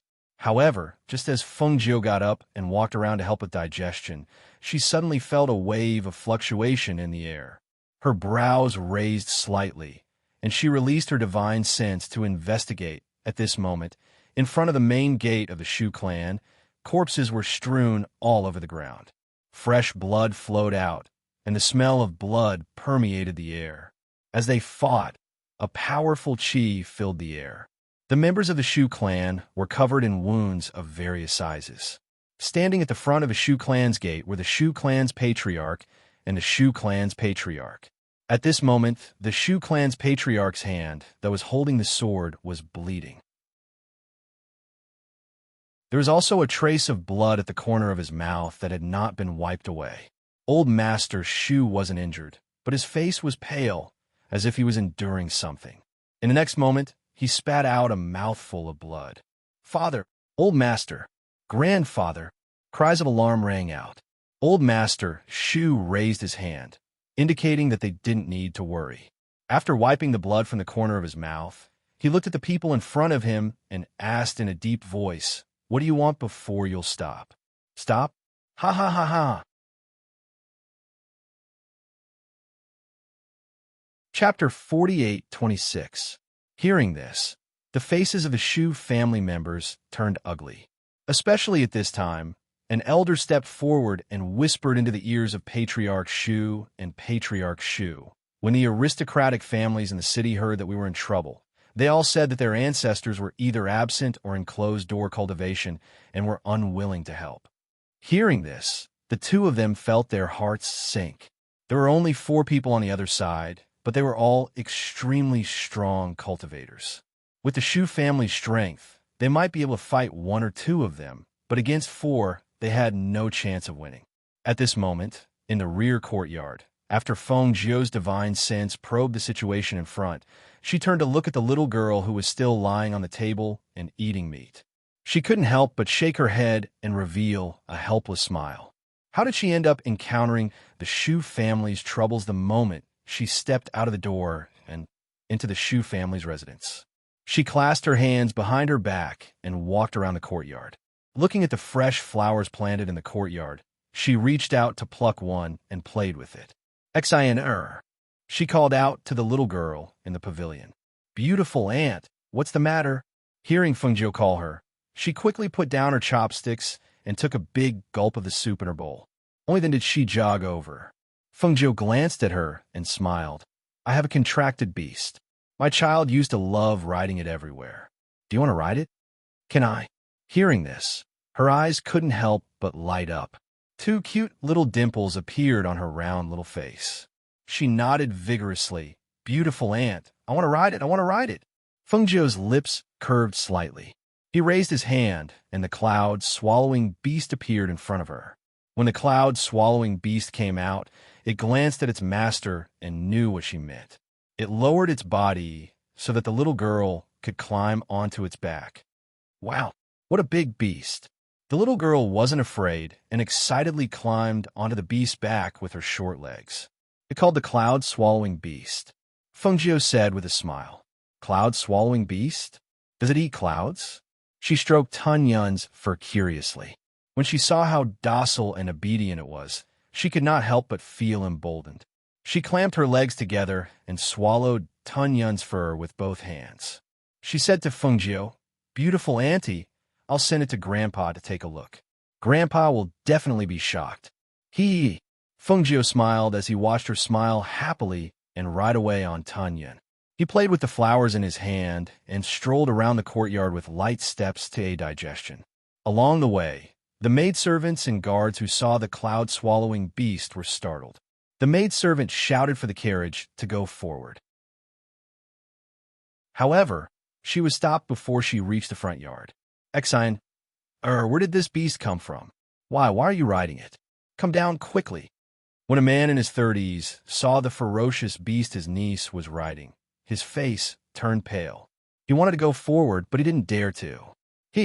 Second uncle, where's Grandpa? I rode it to show Grandpa. The little girl didn't understand his fear and continued to talk to him with a smile. Your grandpa and the others are in front of the gate. Something happened at home. Someone came to seek revenge, and many people were killed or injured. You should go back quickly. It's not safe in front. The man wanted to go forward, but he saw the beast glance at him. He couldn't help but freeze in place, unable to move. Chapter 48:27. It wasn't here to let the little girl ride it for fun. Instead, its master had sent it to the front to solve the problem. It didn't have time to hang around here. Seeing the beast stride forward, the man broke out in a cold sweat. He raised his hand to wipe his sweat and muttered, Where did this beast come from? Why is it so scary with just one look? Also, the aura on that beast could I have seen wrongly? He was a little dizzy. After taking a deep breath, he hurriedly chased after it. The little girl rode Tun Yun to the front. Because she was sitting on Tun Yun's back, she could see the scene in front of her from a distance. Coincidentally, she saw that her grandfather was fighting with two people. One of them was about to launch a sneak attack from behind. The wind from his palm condensed a strong pressure. Seeing that it was about to land on her grandfather's back, she shouted in shock. Grandfather! Tun Yun leaped forward and flung the little girl sitting on its back. At the same time, it shouted, Catch her! When a man who rushed overheard Tun Yun's words and saw his little niece being flung over, he instinctively reached out to catch her. When he hugged his little niece in his arms, he let out a sigh of relief. Thank goodness, thank goodness. You're not hurt, right? Woo, second master, someone hit grandfather. The little girl's eyes turned red, and she started crying. Roar! Almost at that moment, the beast-swallowing cloud let out a roar. That roar carried the pressure of a sacred beast, as well as a powerful aura. Almost at the same time, the three people who were fighting were startled and instinctively looked towards the direction where the roar came from. What they saw was an awe-inspiring, sacred beast pouncing towards them. Its aura was ferocious, and it carried with it a shocking, bloodthirsty, killing intent. In just a split second, the arm of the person who was about to attack Old Master Shu was torn off by swallowing cloud. Hiss! Ah! The sound of a gasp was heard, followed by a blood-curdling scream. That scream instantly reached the clouds and reverberated in the sky. Those who heard it couldn't help but shiver. Old Master Shu didn't react. He only stared with wide eyes at the sacred beast that came out of nowhere and tore off the immortal monarch's arm. At the same time, he was sent flying in the direction of the main door. His son and the rest supported him. Sacred, sacred beast. Their voices were filled with unconcealable astonishment and disbelief. Obviously, none of them had expected that a sacred beast would suddenly appear in the Shu clan. Furthermore, this sacred beast's battle prowess was so strong. Almost at that instant, other than the immortal monarch whose arm had been torn off, who couldn't dodge in time, the other three quickly retreated. However, the immortal monarch whose arm had been torn off wasn't so lucky. He couldn't dodge in time and was bitten by Tun Yun. Tun Yun then slammed him to the ground. Tun Yun stomped on his body, and the sound of bones breaking could be heard. Faintly, it was as if his inner core had shattered into pieces at this moment, producing a slight cracking sound. Save me. That person lay on the ground and looked in the direction of the other three people. As he spoke, blood flowed out of his mouth. Hiss. Chapter 48:28. Forget about the powerful cultivators. Even the people from the Shu family were shocked by the sudden appearance of the sacred beast. The Shu family did not have a sacred beast, so where had this sacred beast come from? Tun Yin stepped on the man who had fallen to the ground. His bloodthirsty eyes stared at the three people who had been stunned in front of him. A low and vicious voice sounded from his mouth. If you want to be impudent, you should know whose territory this is. Get lost. As soon as it finished speaking, it kicked the person on the ground in the direction of the three people. The three people instinctively stretched out their hands to catch the person who was spitting out blood. One of them helped the person to the two people next to him, then looked at Tun Yun, suppressing the fear in his heart, and asked, "Whose contracted beast are you? Who is your master?" Tun Yun did not answer his question. Instead, it let out a furious roar. It lowered its body and charged forward, pouncing towards them. Its sharp claws drew a few streaks of sharp air currents in the air. Its ferocious aura shocked them so much that they did not dare to stay any longer. They hurriedly fled. They escaped just like that. The crowd stared in shock at the few people who had escaped. For a moment, they could not help but stare blankly. It was only until a young and anxious voice rang out that everyone regained their senses. Grandfather, how are you? Are you hurt?" The little girl squeezed her way to the front from the back, tugging on his sleeve and looking at him worriedly with her round little face. "Grandfather is fine." Old Master Shu patted her little hand, and then looked towards the sacred beast. He cupped his hands and bowed. "Thank you for saving me, but I don't know who your esteemed master is." Tun Yin walked over, glanced at the little girl, then walked into the Shu family residence. When the crowd saw this, they could not help but be stunned. "Grandfather, that is the beautiful ant's contracted beast," the little girl said, enunciating clearly. "I brought the beautiful ant back from the streets. I invited her to our house for a meal. She let me ride that beast for fun, so she came here." "Father, let's go in first," family head Shu said. Hearing this, the old man nodded and led his granddaughter inside. The people behind him quickly cleaned up the corpses in front of the door and walked inside. When they arrived inside, they were not in a hurry to go to the backyard. Instead, they first let Shu Xian explain what had happened. Only then did the old master and the patriarch bring Shu Xian along to express their gratitude. When they arrived at the courtyard, they searched everywhere, but the red-clothed woman that Shu Xian mentioned was nowhere to be found. Where'd he go? He was clearly here just a moment ago, the little girl said anxiously. "Greetings, patriarch." A maidservant stepped forward and bowed. "The young lady from before has already left." Hearing this, they could not help being stunned. Left? He saved their Shu family and actually left just like that? What kind of person was he? Beautiful Annie left? Why did Auntie Beauty leave? The little girl was anxious. She turned around to look at her grandfather and asked, "Grandpa, what should we do if beautiful Annie leaves?" "Father, who do you think the person who saved us is?" Clan Master Shu asked. Chapter 48:29. Little Shu Xian looked at her grandfather in confusion. There were some things that she couldn't understand, and didn't know. But she only knew that the beautiful Annie she brought home for dinner today was very powerful. Her contracted beast saved her grandfather and saved the Shu family. At this moment, Fengjiu, who had left the Shu family, was strolling in a shop. She had only entered the Shu family by chance. For the sake of that little girl, she had conveniently resolved their family's crisis. Since she had eaten and the crisis had been resolved, there was no need for her to stay there and wait for them to thank her. "Shopkeeper, do you have any good kitchen knives here?" A girl's delicate voice was heard. Fengjiu, who was looking at things in front of the counter, couldn't help but raise her eyebrows and look over. She saw a 16 or 17-year-old girl walk in. She was wearing a neat green dress and had 2 braids. She wasn't stunningly beautiful, but her facial features were well-defined, and she was very youthful and pretty. "Hey, miss, how can we have kitchen knives here? The knives we sell here are all of the best quality. They are for self-defense, not for cutting vegetables," the shopkeeper said with a smile. "I don't want an ordinary kitchen knife. I want something of better quality, the kind that won't be chipped even if I cut the bones of a spirit cow."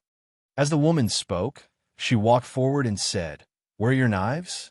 Let me see for myself." "All right, see if there are any suitable ones." "They're here." The shopkeeper smiled and brought her to the place where the knives were. When Fengjiu heard this, she found it interesting, so she also watched from the side. Seeing the young girl pick and choose and finally buy 2 small knives, she asked, "Shopkeeper, are there any weapon refiners in the city?" "Miss, there are, but they only refine weapons and don't know how to refine kitchen knives." The shopkeeper smiled and said, "Miss, I'll wrap these 2 small knives for you." "No need." As the girl spoke, she took out a rectangular box and placed the 2 newly bought knives in 2 empty spaces. Fengjiu glanced at it and saw that there were all kinds of knives and cooking utensils inside. Seeing that she had everything, her eyes flashed and a smile appeared on her lips. "Miss, you like to cook?" The girl turned around as if she had just seen such a beauty. She blinked and stared at Fengjiu for a while before exclaiming, "So beautiful! Which family's young miss are you? Why are you so beautiful? I didn't see you just now." Hearing that, Fengjiu smiled lightly. "Do you like to cook? How are your culinary skills?" "I like to cook. My culinary skills in my family, but in my family's family, but outside, I haven't met anyone who can cook better than me," she said with a smile. Her face was full of confidence and pride. "Oh." Fengjiu's T-test not know how to cook. T-test Fengjiu's.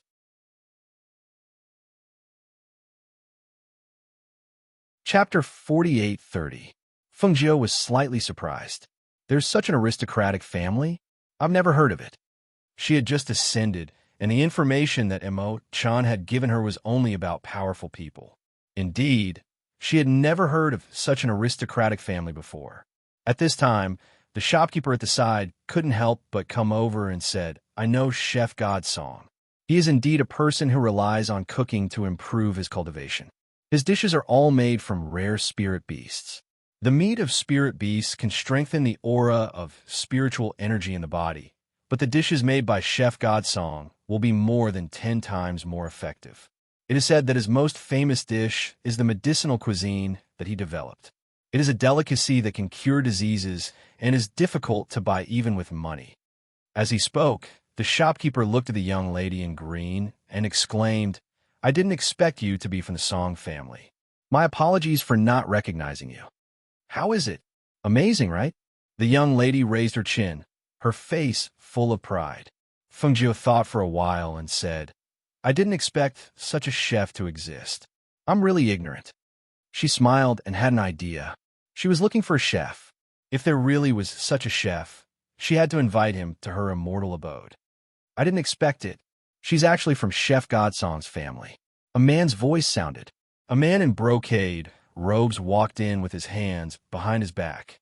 Behind him were a few guards and a middle-aged man. At first, the man in brocade robes looked at the young lady, but he didn't expect to see a beauty in red. "This young lady is." The man's eyes were filled with amazement, and he couldn't help but be distracted for a moment. Fengjiu didn't say anything. She only glanced at the man indifferently and looked away. "Elder sister, let me treat you to a meal." I just bought 2 knives, and I can try them out. The young lady in green said, and looked at Fungio. Fungio, who had just been treated to a meal, couldn't help but smile when she heard that she was being treated again. However, she didn't refuse and replied, "Okay, let's go," the young lady in green said, and was about to walk forward. Don't be in such a hurry to leave." The man in embroidered clothes reached out to stop her and said, "I've heard that Master Chef Song's family has good culinary skills. It's rare to meet a lady here. Why don't you follow me home? TSK, do you think I'm someone you can invite?" The girl in green sneered and raised her foot to kick the man in embroidered clothes. A good dog doesn't block the way. The moment she made her move, the man quickly dodged and retreated. His face darkened, and he immediately ordered, "Capture her for this young master. Elder sister, back off." The girl in green pushed Fungio aside and took out a frying pan from her space. She then smacked the 2 guards on the head. Fungio retreated and watched from the side. When he saw the young girl use a frying pan, the corner of his mouth couldn't help but twitch. When he saw that her attacks were inexplicably strange, he couldn't help but concentrate. After carefully observing for a while, a trace of astonishment appeared on his face. He didn't see wrongly. This young girl's attacks were clearly the movements of frying vegetables and cutting meat. Looking at her posture, it was as if she was on a deal with the 2 guards as if they were her dishes. Chapter 48:31. Their clothes were torn to shreds, and the 2 guards were left with only a pair of underwear with several holes. Their faces immediately turned red, and their hands instinctively covered the area between their legs. At the same time, they quickly retreated. "Useless things." The brocade-robed man was furious and said to the middle-aged man beside him, "Take her down." "Yes." The middle-aged man responded, and instantly attacked the girl in green. Fungju looked at the girl in green. Her skills were not bad. Although her style was strange, it was undeniable that her unique attack method was very lethal. However, the middle-aged man's cultivation was above hers, and he could probably handle a few moves. After a long battle, the winner would be decided. Therefore, she stood to the side and watched. When she saw that the girl in green was unable to dodge the middle-aged man's attack, she attacked with a silver needle and instantly pierced the middle-aged man's acupuncture point. At that moment, his movements slowed down, and he let out a muffled groan.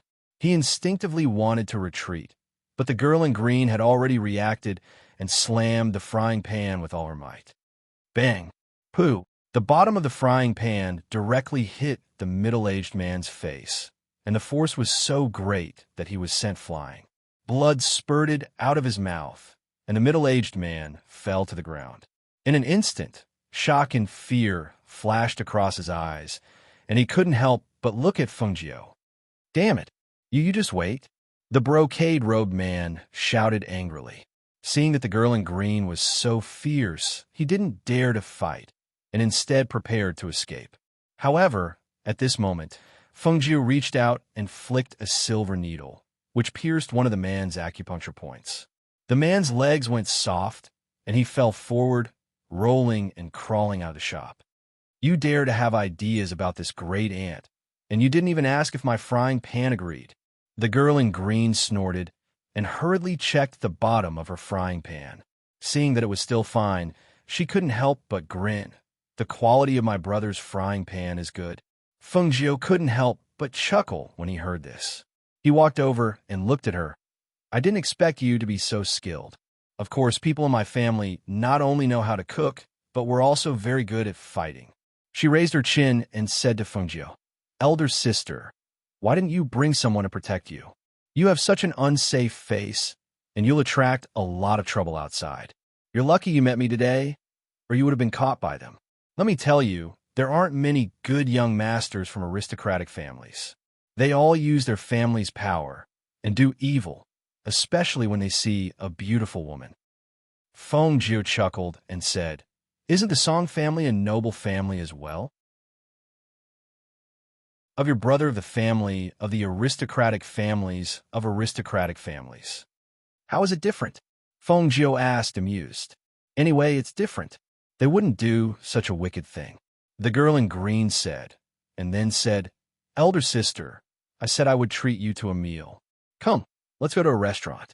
I'll personally cook and treat you to a good meal." Fengjiu smiled and said, "Why don't you treat me tonight?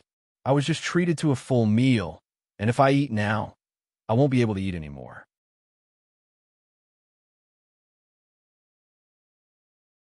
Chapter 48:32. Hearing her say this, Fengjiu nodded and accompanied her to buy a knife. Along the way, she listened to her talk about her family. She roughly understood that there was such a family. However, after Fengjiu accompanied her around, she still couldn't find a suitable kitchen knife. In the evening, the two of them walked into a restaurant. Songmi borrowed the restaurant's kitchen and personally cooked a table of dishes for her. Looking at the table full of delicious dishes, Fengjiu raised her eyebrows and said, "They all look delicious. Big sister Feng, try it. I know how to make many other dishes, but I don't have the ingredients here, so I can only make do," Song Mi said as she picked up some food for Fengjiu. She looked at her and waited for her evaluation. Seeing this, Fengjiu picked up her chopsticks and took a bite of the golden fried thing in the bowl. It was crispy on the outside and tender on the inside. The meat was fresh and juicy, and the aftertaste was endless. Moreover, there was a wave of spiritual energy that flowed through her body as she swallowed the meat. She couldn't help but nod and say, "It's very fragrant. What meat is this? How can it be so delicious?" Hee, there just happened to be a freshly killed black spirit pig in the kitchen. I took the most tender and delicious piece of its meat to make this dish for Big Sister Feng. This piece of meat is also very good for stir-frying. It's a pity that there's only one piece in a spirit pig, so it's only enough to make one dish. Hearing this, Fengjiu gave her a thumbs up and said, "Your cooking skills are really good. I used to have a cook who was also very good at cooking, but compared to her, you're better by 3 points. You're really not simple." Being praised by Fengjiu, she smiled happily and picked up some food for her. "Big sister Feng, try this. This is..." Next, she picked up some food for Fengjiu while explaining how the dish was made. Fengjiu just nodded and didn't say a word. She only focused on eating the food in her bowl. It wasn't until more than half of the dishes on the table were in her stomach that she put down her chopsticks. She exhaled lightly and said with a satisfied expression, "I'm so full. I haven't eaten so full in a long time. Every dish is delicious.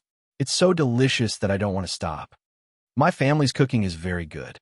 My cooking skills are not even on the list in my family," she said with a smile. Seeing her eat with satisfaction, she was also happy to see her cook. "You were so busy picking up food for me that you didn't eat much," Fengjiu said. She stood up and walked for a while to help with digestion.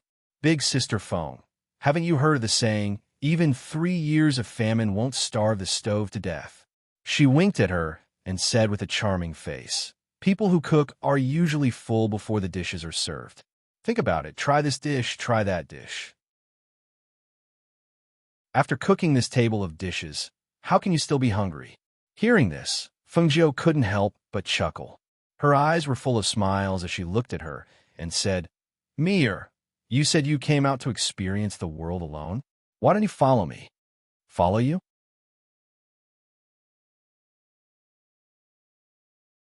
Chapter 48:33. Fengjiu smiled. "I know. I won't be going home either.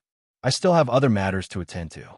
Also, if you follow me while I'm away and cook for me, I can ask Master Tai to refine a kitchen knife for you. A big knife for cutting beast bones. What do you think?" Master Tai?" She opened her eyes wide and asked in astonishment, "Is Sister Feng talking about the top refining master, Master Ironbone?" "Yes, that's him." Fengjiu nodded with a smile.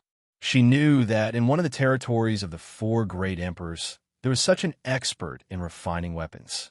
Because this person was tough and had a bad temper, very few people could ask for a weapon made by him. But it's not easy to get his weapon. Also, my father couldn't get a knife when he went to ask for one. How could he? It wasn't that she didn't want to believe it, but it was simply impossible. "You only need to say if you're interested or not?" Fengjiu asked. Songmi looked at her and thought for a moment before nodding. "All right, I'll go with you." Fengjiu smiled. "Then let's go." It's time to get down to business. If they cut off the resources in her territory, she would go to the 4 great emperors' territories and stir up trouble. If they wanted to poach her territory, she would find a chance to destroy one of them. She would take over his territory. Currently, the clans and powerhouses in her territory were afraid of the 4 great emperors' prestige and didn't dare to submit to her. They felt that, as a woman, even if she ascended to the position of Phoenix Lord, she was still just a woman. For experts, it was as difficult to make them submit to a woman as it was for them to ascend to the martial emperor realm. After all, women had always been at a disadvantage since ancient times. Unless she did something to make them submit to her from the bottom of their hearts, it was very difficult to make them submit to her. To her, things that could be resolved with force were much easier. She was more than willing to prove everything with her strength.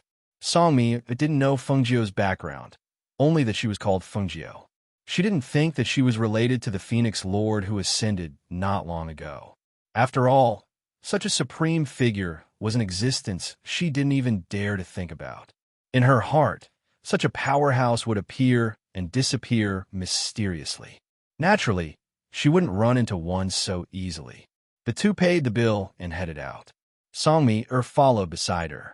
Seeing her walking towards the city gates, she couldn't help but ask, "Big sister, are we leaving the city?" Let's go somewhere else." Fengjiu replied and led her towards the city gates. However, as soon as they left the gates, a shout came from behind. "It's them! Catch them! Don't let them escape!" Fengjiu and Songmi turned around and saw that it was the subordinates of the embroidered-robed man they'd dealt with in the shop. However, the leader this time was replaced by 2 middle-aged men. Behind them was the middle-aged man who'd been hit by Songmi's frying pan. "They're here for revenge. Let's go," Songmi said and hurriedly pulled Fengjiu away.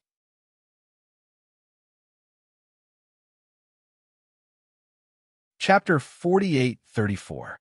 If Du Fan and the others were here, they would have people they could use. Then, she wouldn't have to wait for them to come back and deal with this clan. The pursuers watched as the 2 left on their swords.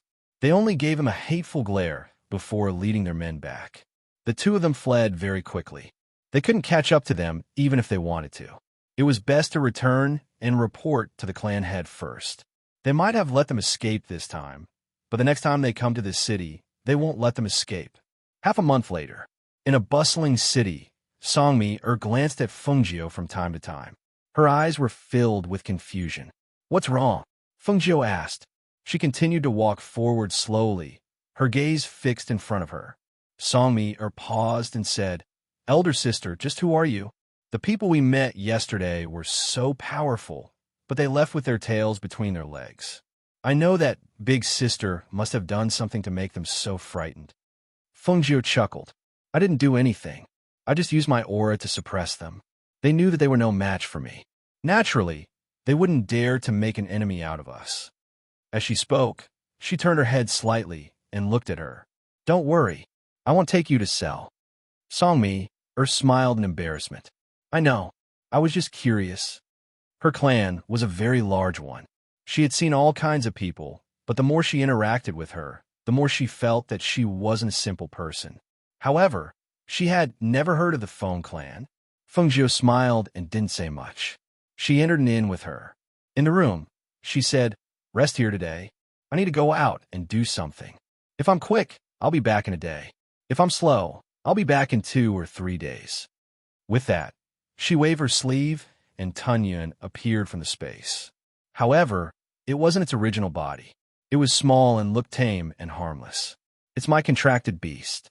When I'm not around, let it follow you. If you meet with danger that you can't deal with, it can at least protect you." Fengjiu glanced at Tunyun on the ground and instructed her with her consciousness. Wow, what a cute little beast. After all, she was a young girl. Seeing such a cute little pet, her eyes couldn't help but light up. However, when she touched the little beast's round and meaty body, she couldn't help but smile. So much meat. The meat of this little beast should be very fresh and delicious. In an instant, several dishes flashed through her mind. She thought about how to make them taste better if they were made into dishes. Hearing her words, Tunyon let out 2 puffs of air from its nose. It shook its head and shook off the hand that was touching it. Pucci. Fengjiu could not help but chuckle. She shook her head helplessly and said, Mir, don't try to make a dish out of little beasts whenever you see them. She glanced at Tunyon and said, It's called Tunyon. It's no ordinary little beast. Cloud-devouring? Mir's eyes lit up as she looked at the white ball that had walked to the side and jumped onto a chair. She smiled and said, It's been a long time since I've made yuntuan. Big sister, I'll go make some for you later. Eat it before you leave. You're tuning in to the Romance Rendezvous YouTube channel. We're so grateful for your support, and don't forget to subscribe to join us on this incredible journey through captivating stories. Your generosity through donations truly makes a world of difference, as it's the primary source of revenue that allows me to expand and enhance this channel for you. Thank you from the bottom of my heart for being a part of this adventure.